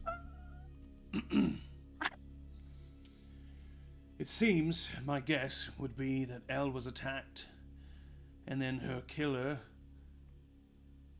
either purposefully used those vases as a distraction to escape, or in the struggle, they were knocked down. And then you would know, Eovald, from the fact that it's on top of her, that it wouldn't have happened in the struggle and that it happened afterwards. He says, all right. We haven't had something like this happen in a long time in Crosshaven. All right, all of you, if you wouldn't mind. How sure of your police work are you? I try my best. Why? All right, well, according to my eyes, it's your investigation here, but I believe that it didn't happen during any sort of struggle. It happened afterwards. He kind of like looks down at what you're motioning towards. Huh. Good eye. Have I seen you around somewhere before? Well, perhaps I've been known to take a few jobs here and there as, security. Huh. Can I make an insight check against Abel? Yeah, go ahead and roll an insight check. What are you trying to determine? Just like how that do I recognize you thing sat with him, if that was like a deflection or if he was genuinely like... What's your insight? That's a 19 on the die, but Oh, I don't God. think I'm that oh wait, insight. Oh, 21. 21. I would say with the 21, he definitely catches how that do I recognize you makes you feel. Hmm. And how does it make you feel? You definitely discern that Eovald immediately realizes how this person knows him and is trying to deflect. Got it. He kind of like security. Yeah, right. Anyway, you all will be thanked, and if I have any say of it, perhaps even compensated for your help today, and for providing us a statement. Kai needs your word. All right? All right. Follow me. And as you start to step through and away from Vinter's magical wares, he's taking Kai with him and kind of escorting them. As he walks out of the magical shop, you see that some of the other guard have gathered up some of the bodies. A lot of other guard have arrived at this point. A crowd has started to gather. Crowd control is starting to happen. This is starting to become a little bit more chaotic than it was right after the aftermath. Yes, Sybil. Sorry, I meant to grab it before in timing wise, but if we were all leaving and following him, I think Sybil, just to try, because she's seen her father do it a million times, she's going to look at Elle and see the face of a first year at the beginning of her life, and kind of just reach out a hand and say, Bronn, help her, and cast Cure Wounds, just to see if it will do anything. God's not going to help you at all. Go ahead and roll a medicine check at advantage. Divine intervention. No. Suddenly Just works kidding, again. Brendan's a lot. Medicine check at advantage, you said? Yes. Or investigation, actually. Either one. Oh, my investigation is shit. Medicine I have +1. Oh no, investigation I have +4. So that will be a 15. 15. With the 15, first and foremost, the Cure Wounds does not take. Well, Yes. I guess I should say it does, actually. You do see it start to close up those two pinprick holes. But it doesn't really... If this person were alive, 2 wounds like that with the Cure Wounds would have pretty much sealed. And you see them kind of move to being as if like the organism of the body is reacting somewhat to the healing properties of the spell, but it's just not able to take seed. And you're looking at her, and she's looking up at you with fear in her eyes. And with a 15, you recognize two things. One, there's less blood on the ground than there should be, based on where these pinpricks are. But two, her face and body do not show the signs of blood loss. And there are certain parts of her body where you are starting to notice purple dark bruises appear. And that's what you get with a 15. Sybil will realize that the rest of the group is getting away from her and she doesn't want to be alone, so she will run off. Yeah. You run up after the group. A couple guards walk past you to secure this scene and secure Elle's body. And the rest of you are joined by a few other guard members who join the sergeant as you are basically providing an escort to the nearby Iron Guard station. You push through the crowd as people are wondering what's going on. Raised voices, you hear crying, and you hear just the aftermath of chaos, really. And your minds are all probably in very different places. Maybe some of you are, despite maybe a little bit of guilt, maybe a little bit of excited, maybe feeling a little bit thrilled at the situation that just happened. Some of you are feeling the sorrow of the situation, really feeling the loss that happened. Some of you are feeling maybe even indifferent. Maybe your mind is elsewhere. Maybe some of you are just focused on safety, just focused on getting away from this situation, getting it over with. Maybe some of you, your brains are starting to turn, and you're starting to question, and you're starting to see threads. Threads that for now don't go anywhere, but maybe they could be connected, and maybe you could be the one to put them together. But for now, you walk through the streets, boots on stone, guards around you. And that is where we will end the first session of Campaign 4 as you make your way to the Iron Guard station. And that is where we will pick up next week. Yay! I'm sweating in it!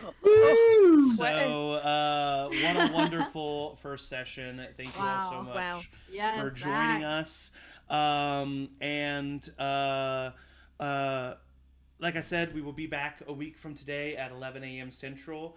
Also, we're doing a new thing. We're doing a little after show after our Sunday streams where we will kind of talk for 5 to 10 minutes and digest and decompress the episode. But it is for subscribers only. So I will be turning on subscriber mode, and you will not be able to get that content unless you subscribe. Thank you for joining us, for watching today. For those who are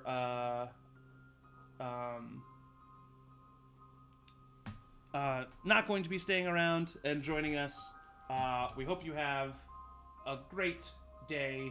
And thank you to my players, the best players a GM can ask for. I say it every time, but I mean it every time. And as always, everybody say bye. Bye. Bye. Bye. Goodbye. Okay, let me turn it on. Okay, there we go. Okay. Subscribers! Wow. If you're here, you're a fan. First session. First session. Woo! First session has happened. We did it. What do We all survived. What do we think? Looking forward to talking to people next week. Yeah. You You guys are all guys kind of haven't, pretty siloed. yeah, you haven't been able to interact with each other at all, but Yeah. that's Which is kind of cool that it's just Yeah. like it really was a moment where it was like, oh, okay, we're all being individually like gathered. There's no reason that I'm gonna ever have to like talk to these people. Yeah. You know, like we're giving our statements. I didn't see them, they didn't see me. So it's like, ooh. Yeah. Yeah, we had the fog cloud, so we also didn't really see each other like Yeah. fighting. Yeah. Yeah. But also, it helps create a necessity to come together to talk about these things, because it's like, oh, the experiences that we had in that moment to like try and paint the whole picture we're going to need to Right. communicate in order to do so, both Yeah. during the fight but also the investigation afterwards. Yeah, I mean, Eovald noticed some things that everybody else didn't notice. Pipplin noticed some Uh-huh. things that everybody else didn't notice. Sybil noticed some things that everybody else didn't notice. So you got to put all that information together, and kind of, you know. And I mean, Pipplin knows of a whole other entity that was there and watching Yeah. and fought and is, you know, not a part of the aftermath. So what does that mean? And where are you going to go with that? But yeah, no, I was so excited to introduce these characters, and I'm already in love with them, and I think that their journeys are going to be awesome.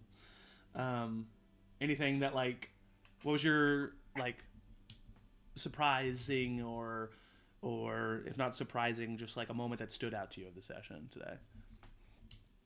I mean, not so much a moment, but I realized kind of halfway through that at least in like the main campaigns, I don't think we've had some of these classes before. Like, I think this is our first artificer, I'm pretty sure. Oh, for sure, yeah. Matt played an Oh, artificer that's for true. his second character. Yeah, Oh. in campaign 1. Hey. Yeah. But barely, because it was like towards the like Yeah, Like, his middle first end. character had Definite- died. Yeah. It's definitely the first, like, starting with an artificer and Yeah. potentially seeing them through, and then I don't.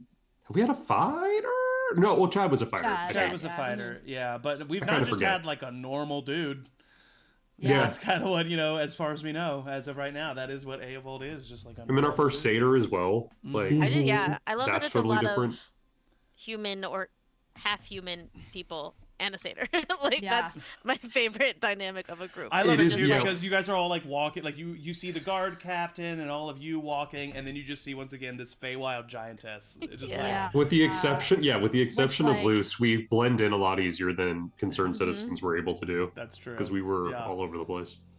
I think Blue each of and us got green like a cool combat moment to show off our Mhm. different characters. I love when Luce used the suggestion action. That's Yeah. that's That a was great awesome. Yeah, character So cool. moment. that was really cool. I loved when oh no, I've already forgotten it. It was in my head. Wasn't that memorable? I I guess. know. Wow. Damn. Wow. Damn, I can't remember it. One of the 5 of us did something cool, and Yeah. Zach will Yeah. remember it. I'm not cool enough to remember, I guess. Yeah. Yeah, sorry. Insert that in the Discord chat later. Yeah, I will. Yeah, but that was Wow. awesome, and I can't wait Yeah. to see how you The guys do flashbacks come I really together. liked Mhm. too. Yeah, just a I really did little like- tease of each character. Yeah. And where they You start. guys got heavy stuff. I was just I vibing. know. I Yeah. set a book on fire once. Yeah. I like also that we have 2 pairs and then like a solo person too, to Mhm. like Mhm. have that dynamic of like Yeah. very already secular of, Yeah. well, these 2 know each other, we're probably Mhm. gonna be with each other, and these 2 people are gonna like have whispers and, you know, Mhm. what do you think of that person? And then you have Luce that's like between. And I think already is very much easily that character of, I'm here, I'm, you know. Yeah. Well, I'm very yeah. excited to see One, what the but- dynamic of the party is going to be. Specifically playing like the background of the Far Traveler too, where it's like I am out of place like in this world, and like that that definitely garners attention. Yeah, yeah. I mean, I would definitely say you guys know what a satyr is, but they are not common Sure. in the material plane. So I Oh, love and these the early facts. days of campaigns where like we still have like secrets from each other, and we're still Yeah. going to be like, I love, my favorite bit is like learning everybody's Uh-huh. individual like Mhm. backstory moments and like how that's, we're seeing glimpses Yeah. of it. I'm really excited for those too. for sure, agreed. I'm interested to see how the dynamic between Eovald and Will is, considering Yeah. you're paying me. I know it was. Thank honestly, you to be it was my such a, friend. like. What's the friendship tax? Yeah. Like, I mean, I Yeah. knew it was put that coming. on a T-shirt. I knew it was coming, but like for the audience, I don't know. I feel like if I were to watch that from an outside perspective, that's such a heart wrenching moment because Wilhelm's very clearly setting up already. You clearly see that this is a guy who just like wants to do something and help somebody and like very much wants attention, and he's Wants to not be a getting that. hero. And then he has this friend walk up to him. You're like, okay, good. He has this friend. Like, this is okay, awesome. There's this friend who wants to offer him this bear claw. Great. And He's then the marshal. And then he's to like, the- oh, I need to pay you. And it's like, oh, like, it's like, oh, damn. Yeah, yeah. All right, well, before we end our little talk back here, our little charmed after chat, I yeah. don't know what it is. Does anybody, and don't say it out loud yet, but does anybody have a guess what they think was the secret word or phrase Oh God. for today's EM inspiration? Yes. Damn, I forgot. I thought we were supposed to. I know. I There's a remembered it reason- at the very end. There's a reason. Oh, shit. It's fun. It'll be like the reason why it's an inspiration is because it's a good reward. You got to be paying attention. How many times did you say it? Once. Oh, Oh no, shit! It was But something it was- I had it in it the was mid. I realized very- Sophie said it on I I Jack. will say it was very much a word that didn't really fit the situation. It was Oh, pretty, it's a it was, word? It was pretty obvious. yeah. Any guesses? Going once. I had one. I have one because I know Emily, but I'll guess. Guess. The fact that the person's name was Mary Maple. No.